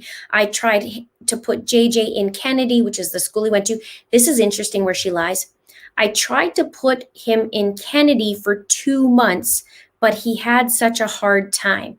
Well, JJ was only in Kennedy school for 3 weeks, from September 3rd or 4th until September would have been the 20th. So all of, what is that, 2.5 weeks or whatever that is. So it's interesting that she says, I tried to put him in Kennedy school for 2 months, but he had such a hard time. I mean, and you can hear her go, I mean, the principal had to come and take him from the car. And, you know, she goes, yeah, like just, you know, like an idiot.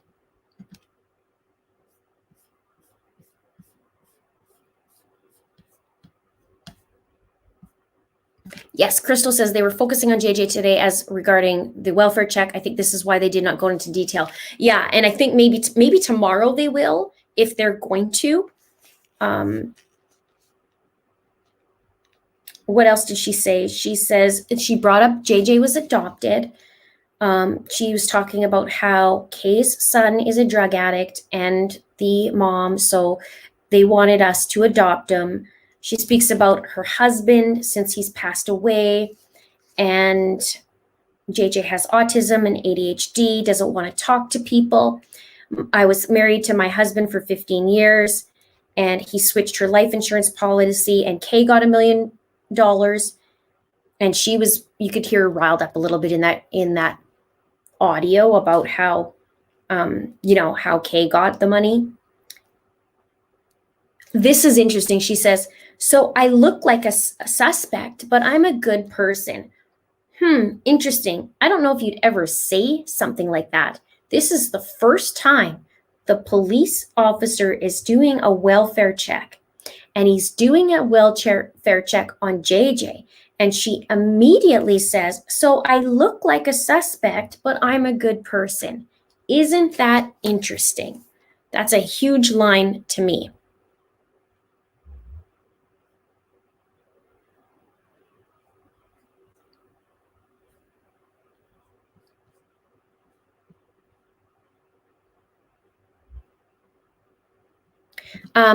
Jen says, I thought it was very odd how Melanie had said Lori told her she wanted JJ to go live with Kay.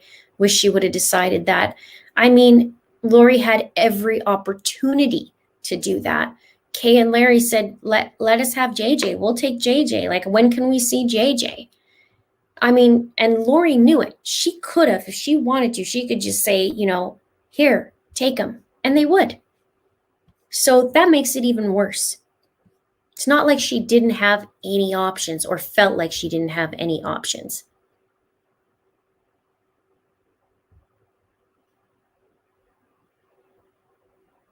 Yep, Billy, good point. Let's not forget that before Charles died, he said, if I die, Alex and Lori did it. 100% agree.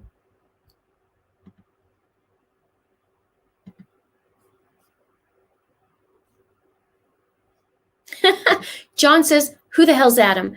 Adam is Lori and Alex's brother.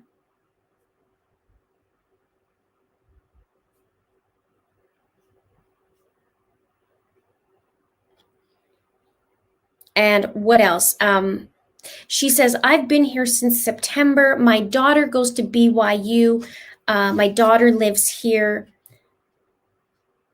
She called Kay. Oh, Kay's been horrible. She sends me emails documenting.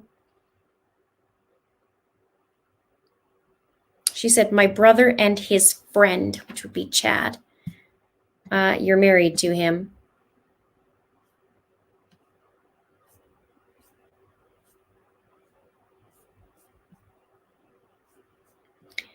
Scott says, if Adam wasn't the beneficiary of her life insurance policy, how exactly does that benefit him? Obviously, no forethought. Yeah, because he's trying to kill her, right? No, he's trying to find out the truth is what he did. She's just such a liar. She just projects. She tells on herself all the time.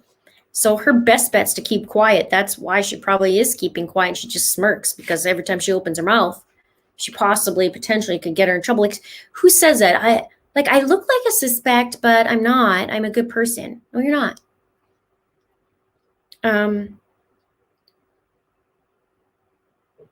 She talked about Chad Daybell. Oh, this is interesting because she said, because they were still talking at the door and the officer's still talking. It's Chad Daybell. Chad Daybell, he says. She goes, yeah, he's an author. Chad Daybell. He says, didn't his wife pass away recently? And Lori says, nothing. And then the only thing she really said was, he has lots of kids. So interesting. And interesting also that the detective said he knew that they were married. So I find that interesting.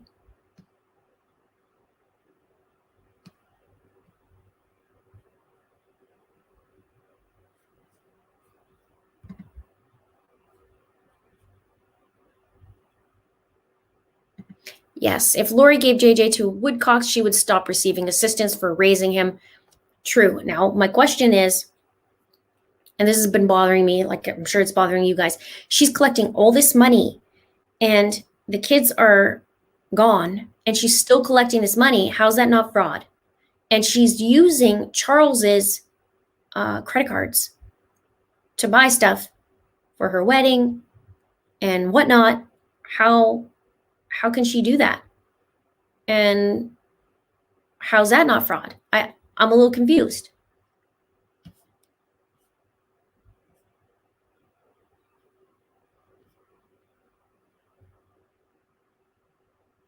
Tanya says, Melanie seems to be getting a lot of hate, but I think she's done the right thing by telling what she does know. I'm going to agree with you. I think in the beginning, she's super confused. She doesn't understand what's going on. She wants to trust Lori because she has trusted Lori and Chad. And then her spidey sensors are like, no, something's not right. She did, and I'm going to give her kudos for this. She did say to Lori, no, I'm not going to lie, and said she's that JJ's at a Frozen 2 movie with me when he's not. And I'm certainly not going to take pictures and pretend that JJ's with me. What's going on? So I'm going to stick up for her there. I'm not going to stick up for her that she did still lie to the cops, as we found out today, that she lied to them and said, you know, JJ was with me, but now he's not. So I don't like that, but she redeemed herself in a way going, you know, I'm going to record this. And I think it was like a week and a half later, I'm going to record this and see what's going on because something's not right.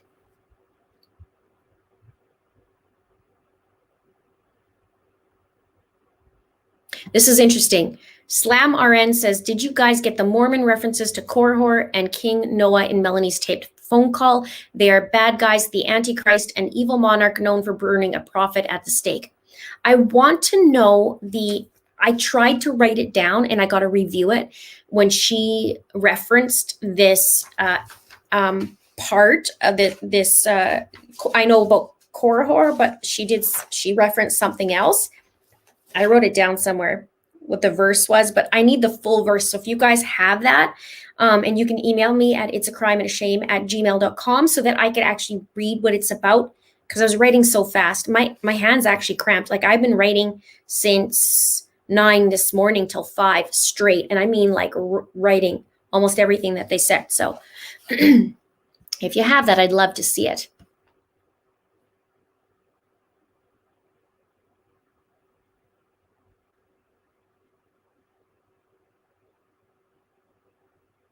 I watched the entire thing. I really did. I sat here from 9 until 5 and then took the little mini breaks that they had.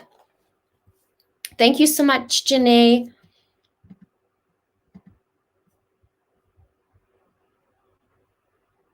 Okay, that is federal fraud, but murder charges out trump the fraud, but she has no murder charges on her.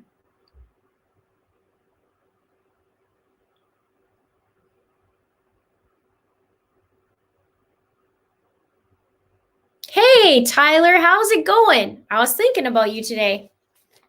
Yeah, I'm going to ask. I want to have Mike and Chris on possibly next week, whatever their schedule is. I would love to have them on. I threw them an email earlier today about that, and we'll see about that. Oh. And it's popping on my thing. So nice to see you, though. I'm happy to have you here. And I was thinking about how awesome a job you do over there, especially with the live streams and doing all these things. I'm doing it myself, and I'm scrolling, and I just love the way how you had it all organized for Mike and Chris. So it's pretty awesome. If you have some extra spare time, maybe we could talk about some things about that. Oh, East Idaho News posted a transcript of the recorded phone call. Sweet. I can't wait to see that. Yeah, sounds good, Tyler. We'll chat tomorrow for sure. I'm the Jill of all trades. I tell you, sometimes it's just like I need 1,000 of me. It's getting super hot in here. Whew. Okay.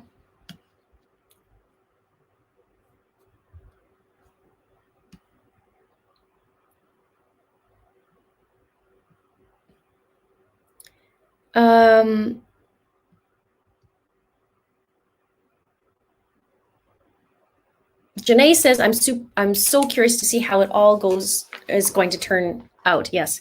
She has the info snack emoji, the get into it, and the angel. All right, what else do we have? We were talking about the body cam and how the officer's like, Chad Daybell. Didn't his wife pass away recently? And Lori's just saying nothing. Ah, man, he went fishing, didn't he? See what she would say. And then she says, I just don't want to be found. My brother, who's trying to kill me, he showed up here. He lives in Kansas. After my husband passed, they were planning, and then she says, I'm going to go live with my friend Melanie. That's what she said. That was interesting. She says, I'm staying here. It's in my brother's name. And she canceled the policy, she said. So, BS. I don't even know if there is one. Let me know if there's a legit actual $2 million policy. I don't believe it. I think she's just projecting, but I could be wrong.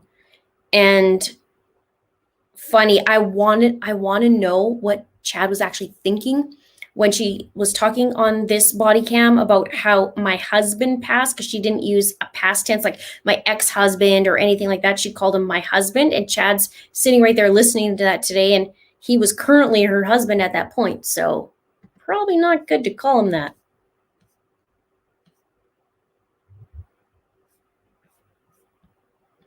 Scott says, Linda, would you consider going to Madison, committing a crime in order to get with Lori and asking the burning questions we all need to know? What? Would you consider going to Madison, committing a crime in order to get with Lori and ask the burning questions we already know? No. Lori's not going to even answer me either. Or I'm not going to be able to handle her smirk. And maybe I'd go to jail for smacking the smirk off her. I don't know.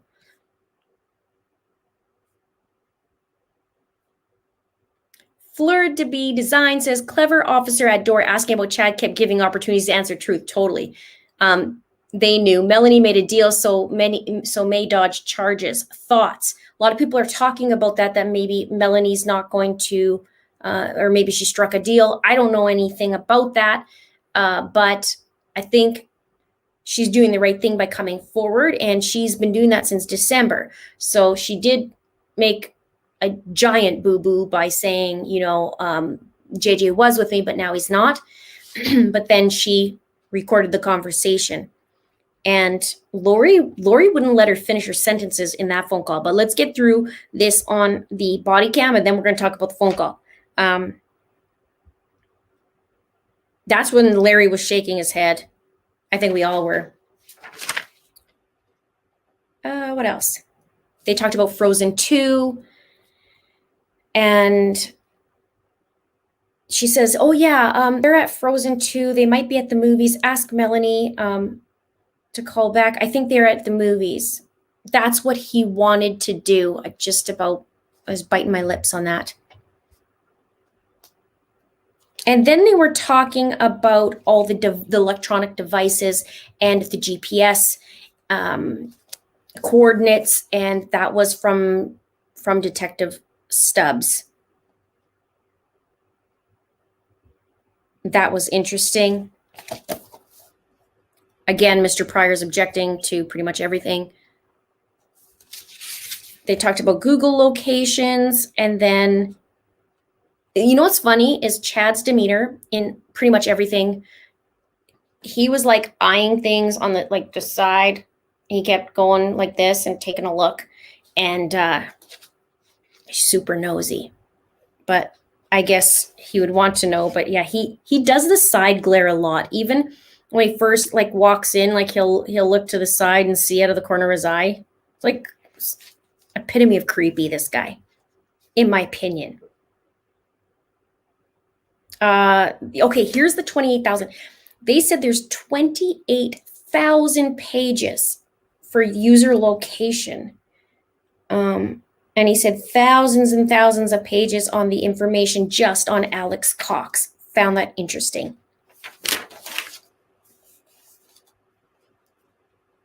And Then they talked about the times because they brought up September, and they brought up September the 9th, the 3rd, September 14th, and September 6th, which we did talk about that in a previous video. They had cell phone pings that was on Chad's property.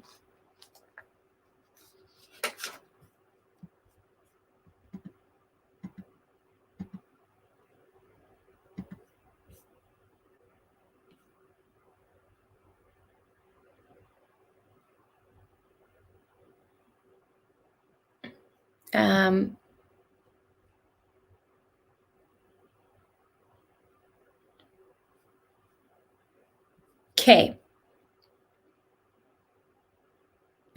Rowan says Melanie Gibb is going to be seeing a lot of Lori and Chad for the next couple of years. I don't know. I don't know that she is. What do you think? What does everybody else think? Yeah. Cindy says, I love how Lori tells everybody that her husband passed away instead of he was killed. She constantly speaks to everyone that she is a victim or a dumb blonde. Okay, we got to talk about this because she doesn't even get her story straight. Charles is killed. And then she says to Colby that he had a heart attack. And then she goes and tells the school that he committed suicide, I believe. And then, she can't even get her story straight. So if you're going to lie, be good at it. At least get one thing straight. Rochelle says, just finished the whole trial for today, and that phone call between Lori and Melanie blew me away. That's coming up. I totally agree. There is some feistiness in there, isn't there? Okay, let's see what else there is. Body cam, more the 28,000 pages. BYU, Idaho, Wynn Hill. He said he is the dean of students. He's been doing that for 14 years. He's talked about a student management system. He said he can see past students and look at those who applied. This was interesting. They said, did you check the system for missing person Tylee? And he says, I checked for Tylee Ryan, Tylee Cox, and Tylee Vallow. With the birth date, September 24th, 2002. He said he was asked on February 28th, 2020. So that's interesting because that would be, welfare check was in November, December, January. That'd be 3 months later. They put the missing persons out in December 20th, I believe. So that's still past 2 months later. Interesting. He said he checked it in his office. He couldn't find that information. She never applied and never attended. And then they asked for witness for Melanie Gibb to come up, and then they took a recess. And I was like, oh, I wonder if she's not showing up.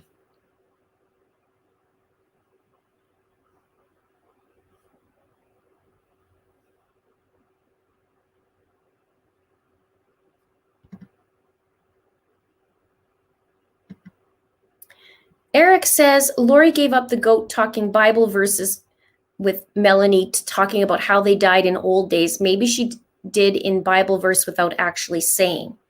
I want to read more into that verse and how they were talking back and forth and dive into that and rip it apart. As you guys know, if you do watch me, you guys know. If you're new tonight, welcome aboard. Hit the subscribe button. Thank you for joining me. There's still 5,000 people hanging out tonight on a Monday night. There's lots to go through, lots to rip into. We talked tonight all about this, and tomorrow's going to be a long day, and I will do another catch up as well tomorrow. Okay, let's see where we are.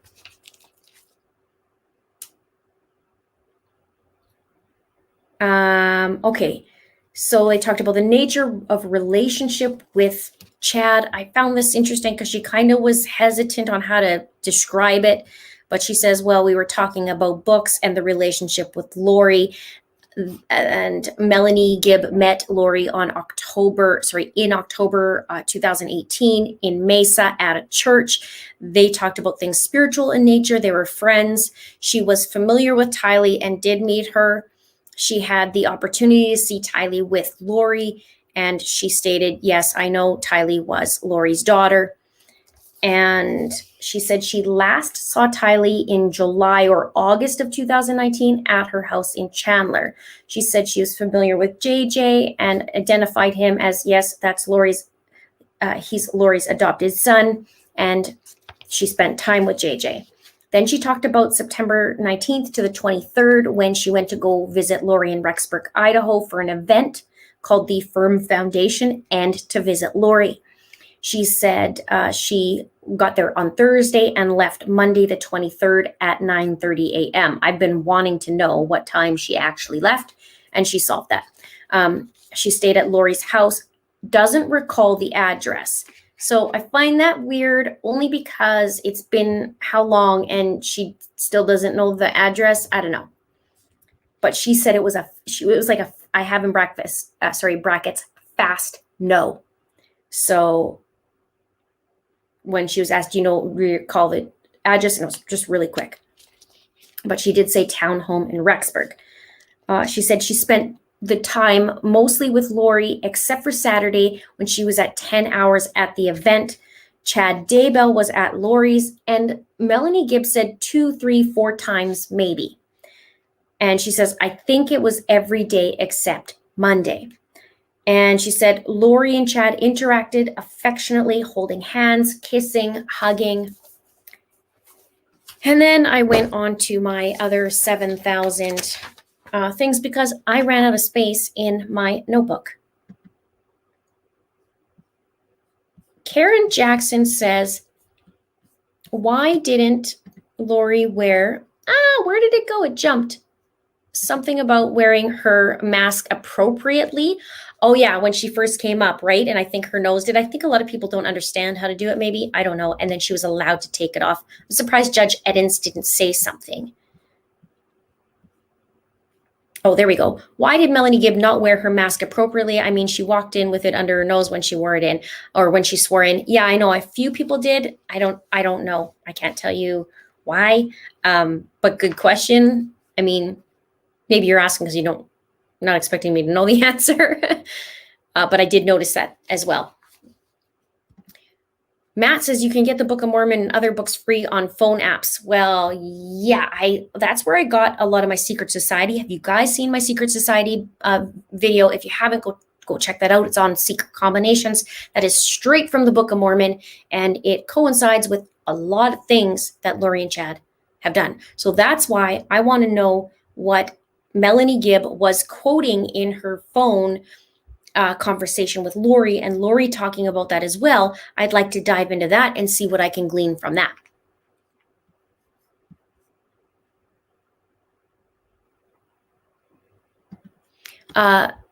Albanian Anissa says, I believe that Lori and Mel were talking in code initially when Lori asked her about the scripture at first in the initial conversation. It was a little weird. Dive into that part, Linda. I'm totally going to dive in as long as I can. I get it. Rose says, Linda, please try to have Kay and Larry in. I will. I'm going to give them some time. And then if they would like to, I would be happy to have them on.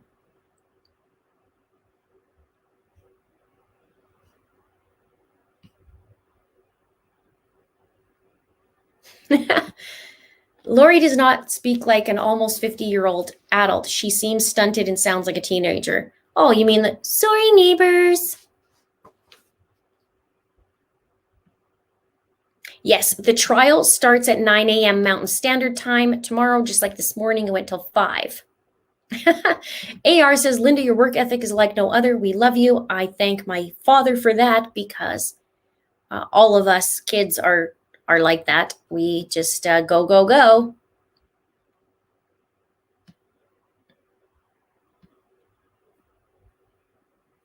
Shelley says, did anybody else notice that it seemed as if Chad was communicating with Melanie during her testimony? Long blinks, slow blinks, small nods. Interesting. I don't know. I'd have to re-look at that. I know Melanie was kind of looking at one spot, but maybe Chad was having a little soliloquy in his own mind.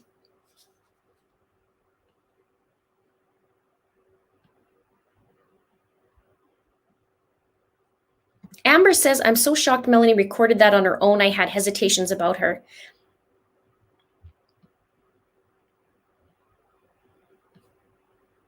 Yeah, she's, I think maybe talking to David too, from what she was saying in the phone call. That, maybe she thought it was best to do that because she thought something was fishy. Shelley says, did anybody else notice that it seemed as if Chad was communicating? Oh, I read that already. Sorry. 5,000 people and you get so many comments. It's hard to sometimes remember. Oh, this is cute. I love Linda's shirts. She inspired me to start dressing like I'm not on lockdown. Yeah, for a while there, I was the same kind of like hairs up, like no makeup, no. And I was like, you know what? It's time to get dressed. Although it's fun being in jammies too.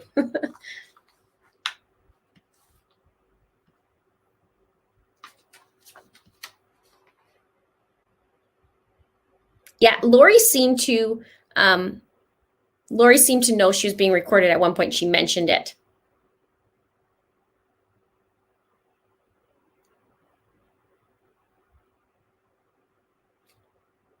Oh, somebody's giving me that. Let me grab that. Let me grab my pen. Where's my pen? Right there.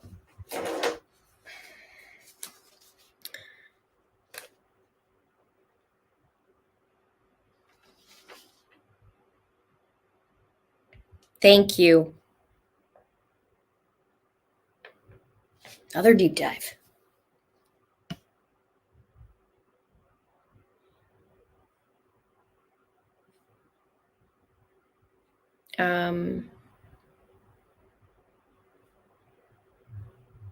Let me see here.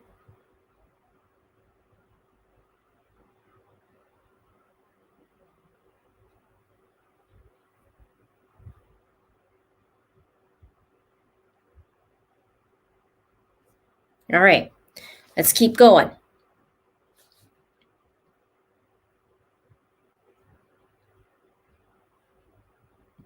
Yeah, we have awesome people in the group, don't we? Always have a wonderful time with Linda, and it's a crime community, just great people. Really, really great community. I am so very, very, very grateful for you guys. And you guys are super smart. You guys are figuring out all kinds of things. You're awesome.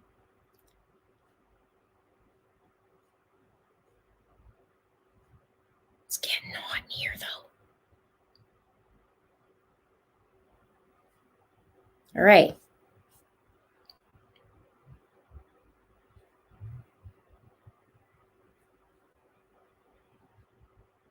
Okay, so we continue on. Basically,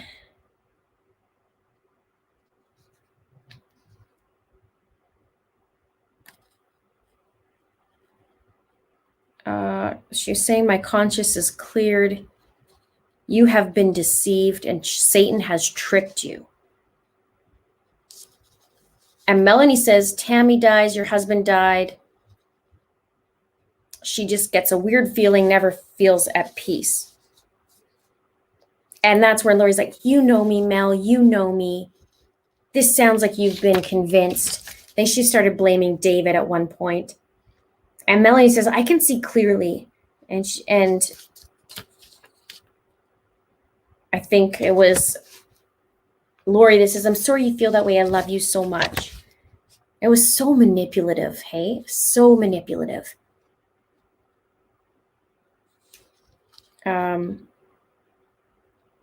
And Chad pipes in and starts saying, yeah, well, my sister-in-law, her conspiracy theories. And Melanie's like, I don't even know who your sister-in-law is. Why would I be talking to her? He says, Tammy was weak and sick. I begged her to go to the doctors. Garth was with me within 20 minutes of when she died. Well, that's a lie right there. And I'll tell you why, because he said he woke up at 6 and she must have passed peacefully in her sleep. So how could he be having Garth within 20 minutes of dying if Chad said that he woke up and she must have died peacefully in her sleep? I want to know that. Chad, you're lying. Surprise, surprise.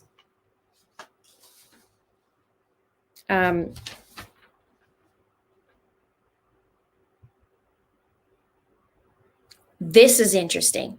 Lori says to Melanie on the phone call, "You will be accountable for the knowledge you do have, Mel." And so that sounded like a little threat. I'm going to review that again because something ain't right.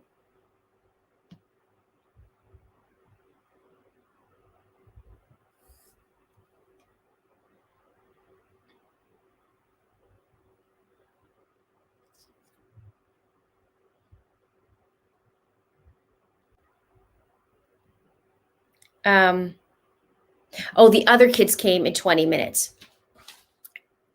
But he said something about within 20 minutes of her dying or passing away. And so I thought, wait a minute, she was supposed to die in the middle of the night. According to the coroner, it was around 2 in the morning, and he woke up at 6, I believe it was, and she had passed peacefully. So the way he worded it got my spidey senses up. And yeah, within 20 minutes of Tammy's death. Yes, that's what I wrote. Chad said Garth was with them all night, and the other kids were there within 20 minutes of Tammy's death. Interesting. Rochelle says, "Did you guys already discuss the duct tape bound on JJ's face, arm, and legs?" Yes, we did, and it was absolutely heartbreaking, and the amount that was on and how he described it was just just heartbreaking and heartless, and I don't know, every swear word in the book.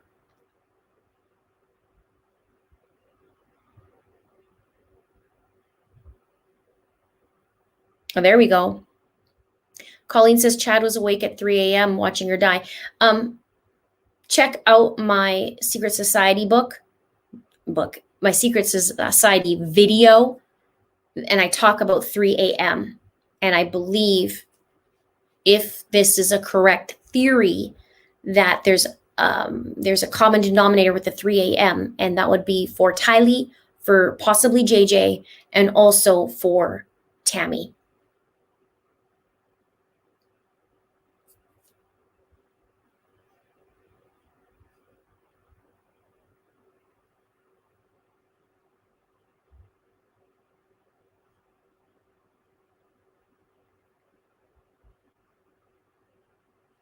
I 100% agree. It's just disgusting. Yeah, it was interesting about the conversation with Melanie and with Lori. Lori was quite defensive, and then she started like being on the attack almost. She wouldn't even let Melanie finish a lot of things. She pretended to be insulted, but she knew what was going on, in my opinion. She did say, like, "What is this being recorded?" which is interesting. But maybe she was picking up that Melanie was asking some deeper questions.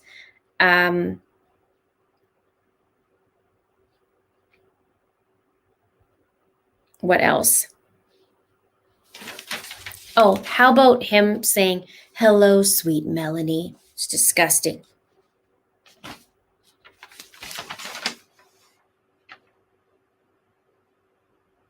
This was interesting too. She says, "Well, I had to put him somewhere else because of her actions," meaning Kay, "for my security.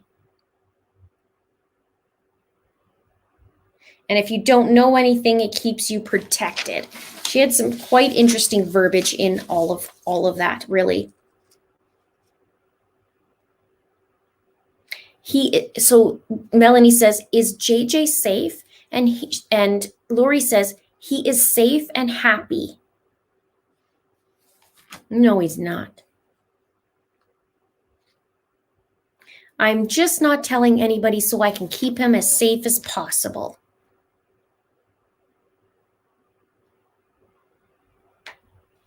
And Melanie was talking about how she asked Al if she wanted to know where JJ was, and he said he didn't. "You don't want to know, Melanie," and he could not be found.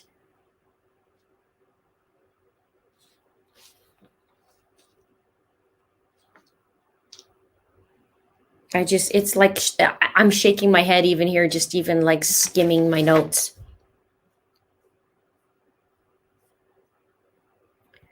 Do I happen to know if Melanie P will be questioned ever under oath for either Chad or Lori's trials? She was in there. Oh, Melanie Pulowski. Yes, she's on the witness list. So, but I do know there's something going on that she's having to do a psych evaluation for the Melanie or for the Brandon Boudreau family matter.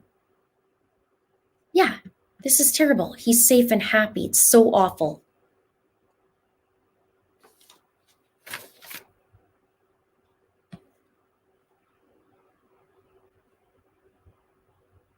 And what else?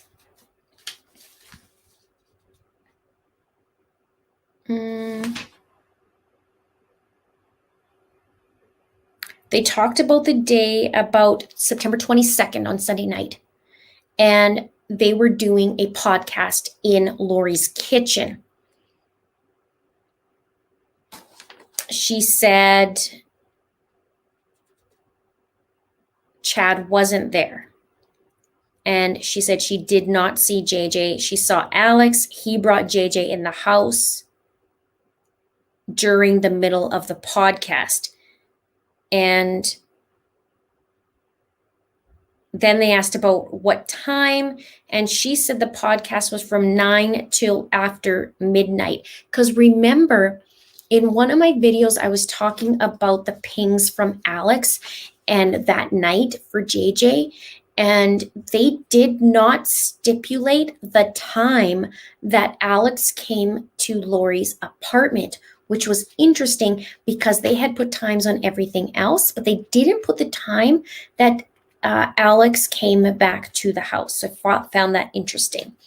Melanie Gibb said in the morning she woke up early she got ready. She had a brief conversation with Lori and then drove off with David. She said the conversation time was between 8 and 9 a.m. She said that Lori shared how JJ was acting with a lot of energy was the words she used. She said she recalled Lori saying that JJ climbed up on the counter and the cupboards, knocking the picture of Jesus off. She said she didn't see JJ that morning and she didn't know if he was in the house. She said Lori was expressing that JJ was to go live with Kay and express different solutions with Kay or the son of Kay's. She would say to Kay that she was sick, and then she actually told Melanie that she told Kay that she had breast cancer, and then that they left, that they met at an airport and JJ went with Kay.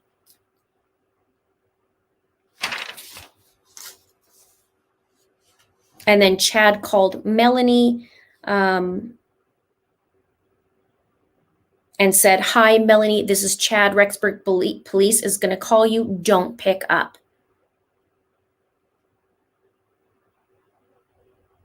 And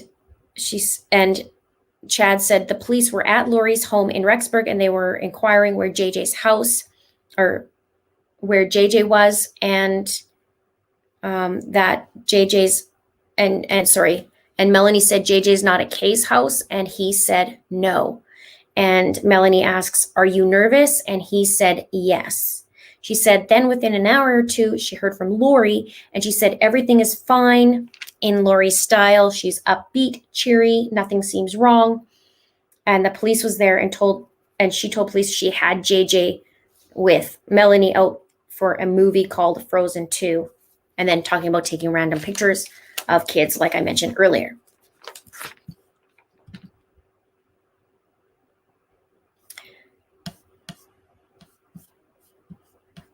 Frank says, did Mel or David say JJ was in red PJs that night? I didn't see that. They talked about a photo, but we didn't get to see it. But they had a photo of JJ on a couch on the 22nd. So I don't know if there's anywhere else about that red pajama set. Melanie said that on that phone call, Chad sounded very, very nervous. We heard that in a couple interviews about.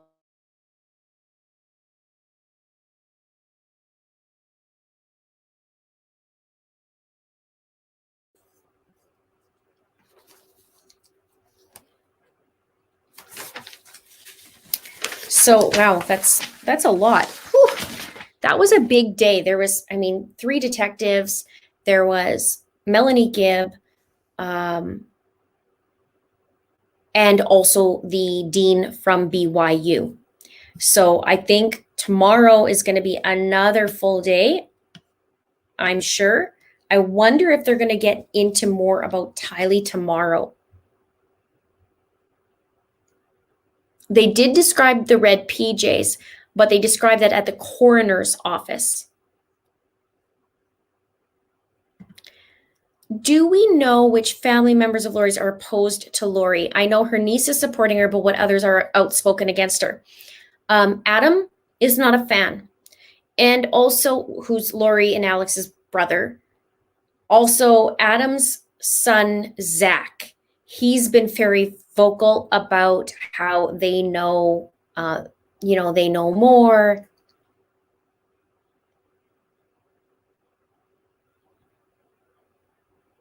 And Lori's mom and sister in their interview were very pro Lori. Even Lori's mom said, well, I had a conversation with JJ on October 1st, I think was the date. Well, you couldn't have.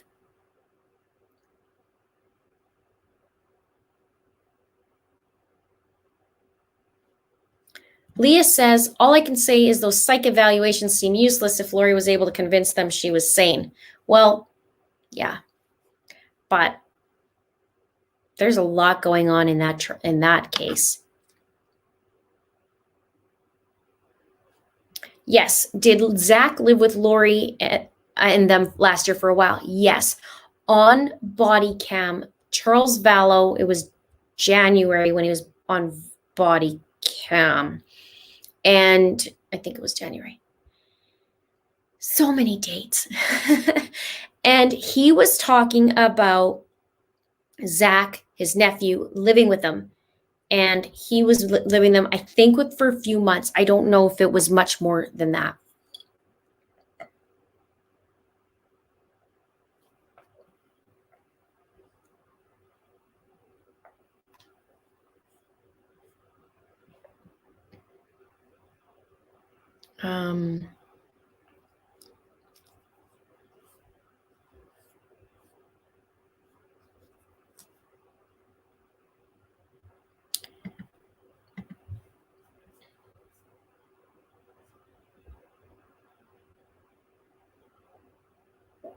All right, what else we got? He was riled up. That's what he was. He was riled up. Objection, objection. Your Honor, foundation. And Rob Wood's like, oh dear. I'm just like, I can't even handle it.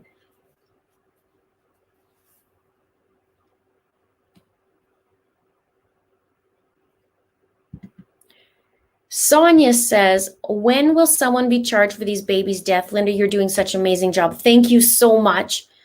Thank you. I'm certainly trying. I hope somebody's watching and helping and listening, or I don't know. Maybe I'm wrong. But I feel like every time something bothers me a lot, like that coded email, there's something more to it. And so I just kind of follow the clues. 5 murders and no charges. Why? Great question. Everybody's asking that question. I'm asking that question. I'm actually asking why, if from July to December has been 5 months from Charles being killed till when Alex died and nothing else was done. I don't know. I don't know the system enough. Certainly exposing it.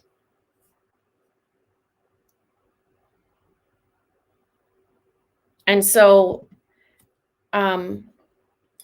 hopefully they'll be charged soon.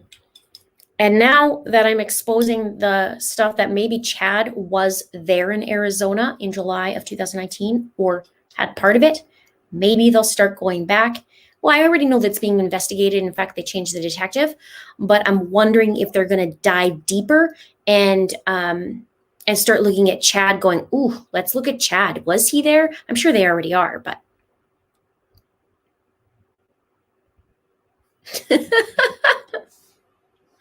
Craig says, Lori's a psychopath. What man in this world would be brave enough to lay down next to her in bed with one eye, like basically it'd be have one eye open? Would have to be a very brave or stupid man. Well, yeah, and have to be like, okay, good night, hun. Just do one like.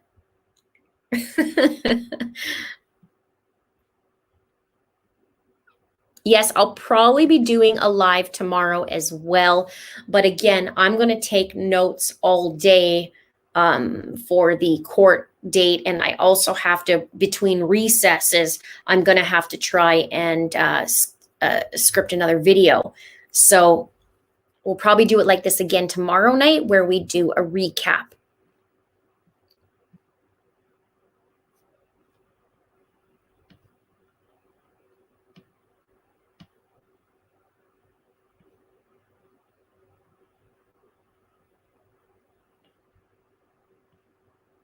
All right, let's see.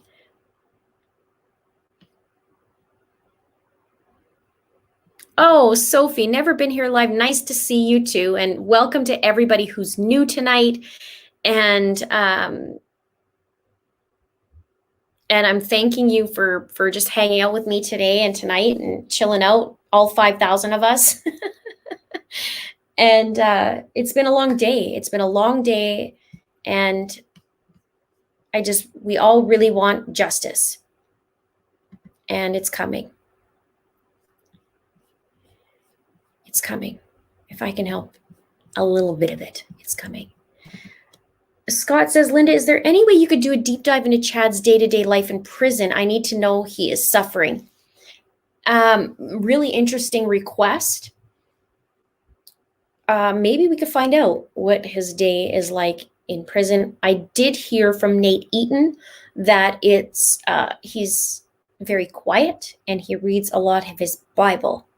Maybe he needs to get the correct one because I don't think he's really reading, or maybe he needs his eyes checked because it doesn't really look like he's reading the Bible.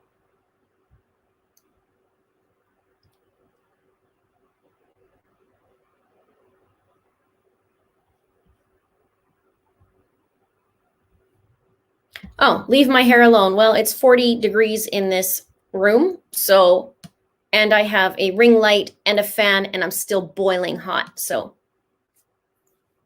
I'm going to keep playing with my hair so that I'm not hot. But thanks for letting me know that.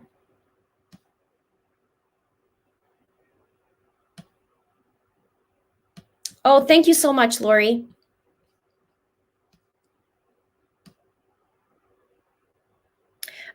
Colby's father was her second husband, something Italian, LaGioia. It's William LaGioia.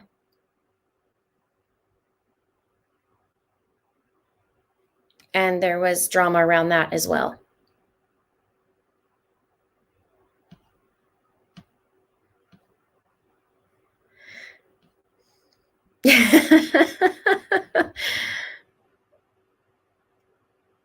Angela says, please deep dive on the significance of BYU Hawaii in Apartment 107. I did do an Apartment 107 video. You can watch that. I did that a little while ago.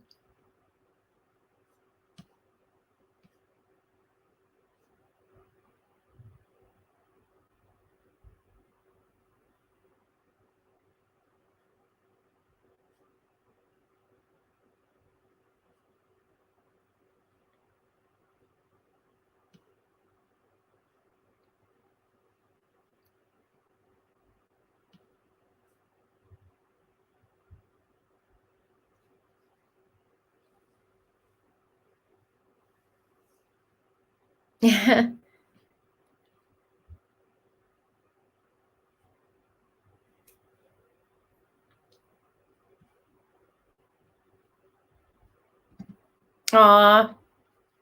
You guys are great. You guys are really, really great. We're gonna wind down pretty quick so I can get some sleep and you guys can get some sleep. That was great, honey. We all know you have natural desires. That was a pretty good one too. I'd like to re-listen to that. Maybe that's what I'll do. Is I'll do a couple of dives onto that.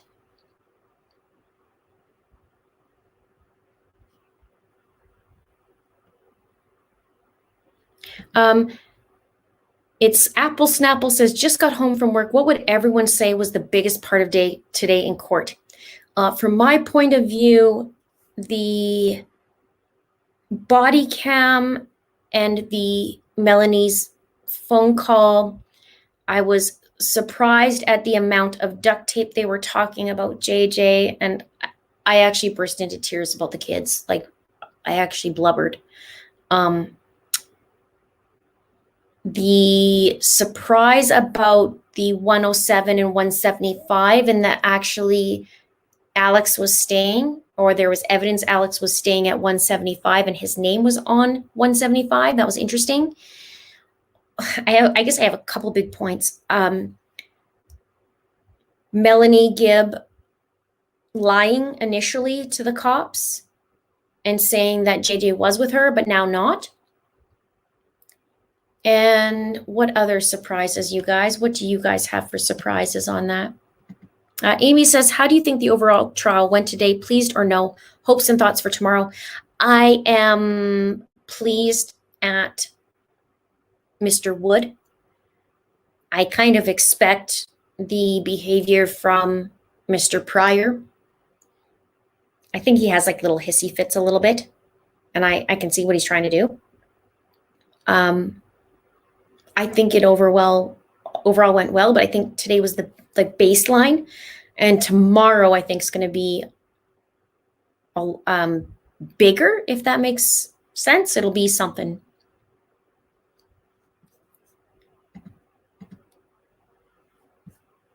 Lori says, you've been great, Linda. Love watching and learning along with all of you. Yeah, thank you so much. And it's been really, really great. I love live streaming to talk to you guys. Okay, people say the phone call.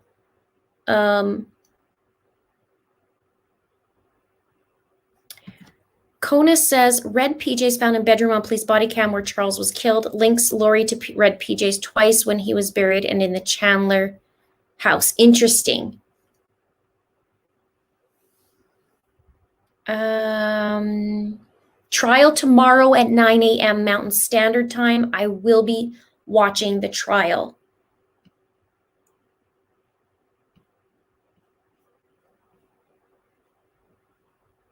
Yeah, creepy when he said sweet Melanie. Totally agree. 11 a.m. Eastern Time.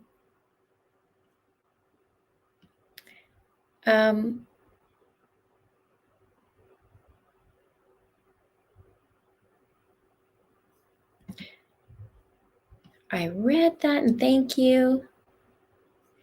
Rhonda says, I know, Linda, I didn't know about the tape. Too much to handle. Totally agree. Poor Larry and Kate. Yeah, that was a lot. That was very surprising to me. The biggest surprise was what went on the phone call and the body cam. Where could you watch the hearing? On Local 8 News is where I watched it today. I'm going to grab you the link so you guys have it. Possibly. localnews8.com. You can probably see they show day 1 of it. Here, I'll just give that to you guys. Let's find it here for you. Some people are doing East Idaho News as well. You can check there.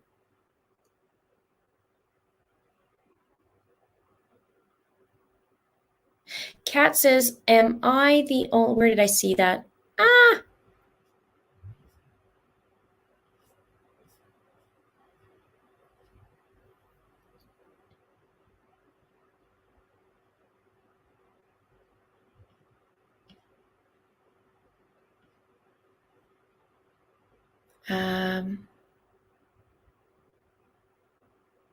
East Idaho News, several channels ran it. This is what, am I the only one that picked up on the scripture reference talking about where kids are to Melanie? I'm going to read that scripture because I know she talked about it, and somebody earlier mentioned what it was, and I want to dive into that and hear it.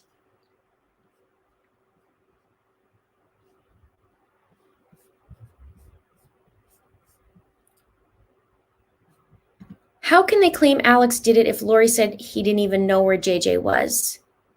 I think they're talking about the pings with Alex. I'm not sure whatever other evidence they have, but I guess we'll see.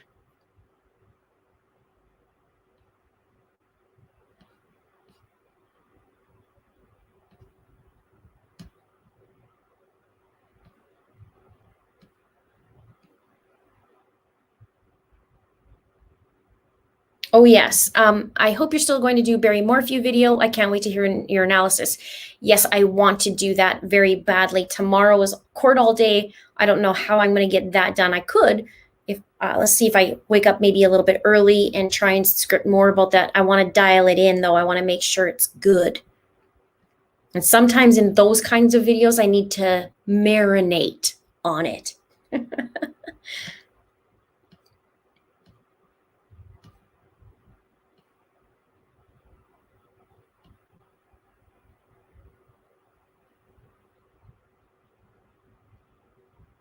Oh, cool, Mimi. Okay, that's cool. Just email me. That'd be great.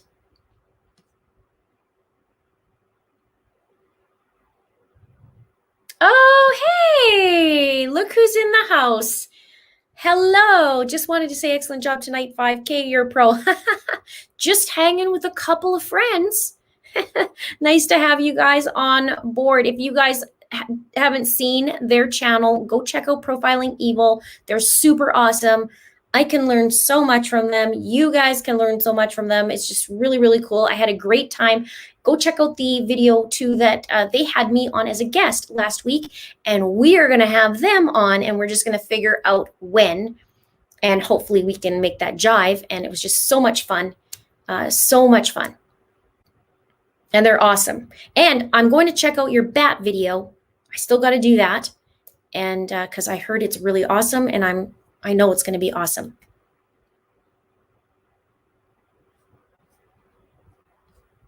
All 5,000 of my friends, just 5,000 on a Monday night. Imagine what it's going to be like on Friday.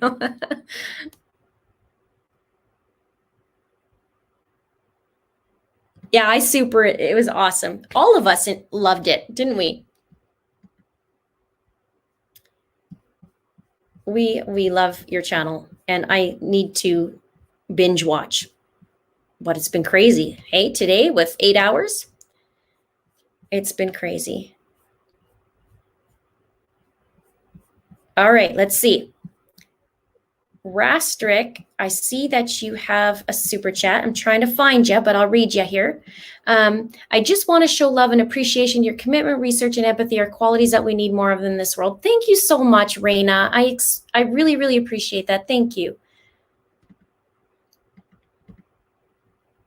And Slam RN says Korihor is in Alma chapter 30, Book of Mormon, and King Noah in Messiah chapters 11-17 in the Book of Mormon. Oh my gosh. I'm gonna have to screenshot that.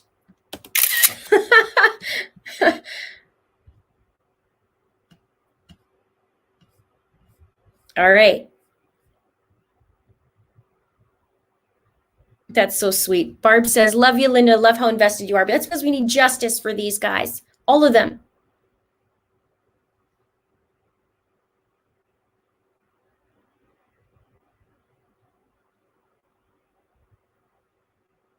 All right, you guys. Well, pretty quick here. I'm going to have to pretty much cool off, even though my new fan is pretty awesome, but it's hot under these lights.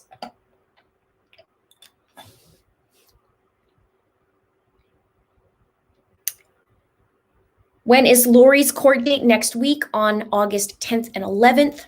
That should be interesting. And obviously tomorrow we have a full day again. I'm going to rest my hand because I was writing all day today. I also need a new notebook. And what I'll do is I'll do the same thing. I'll go through it tomorrow and then we can all hang out again. All 5,000 of us again.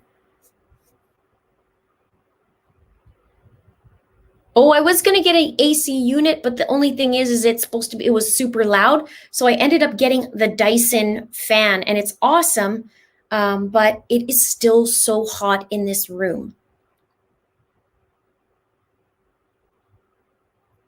So I uploaded a video tonight before this live stream. So if you haven't seen it, go check it out because it is important that you do. It might even place Chad Dabel, as Judge Edens calls him. It might place Chad Daybell in and around Arizona the time of Charles' death. I'm just saying. So you guys got to check that out. And also check out that apartment 107 now that they talked about that in court today. That's right, Kitten Mittens. Canadians don't typically have, well, no, there's some houses that have it. We just don't have AC in ours. And of course, I'm in like the hottest room in the whole house.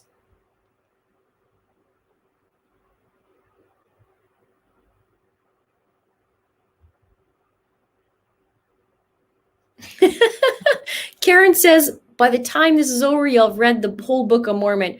I've learned so much in the last couple months, but at the same time, I've learned so little, if that makes sense. Like once you dive into this one spot, you're like, wait a minute, where's this coming from? Then you dive in and you're ripping stuff apart. That's what I just picture, like, like just paper like this flying. That's pretty much what happens with me.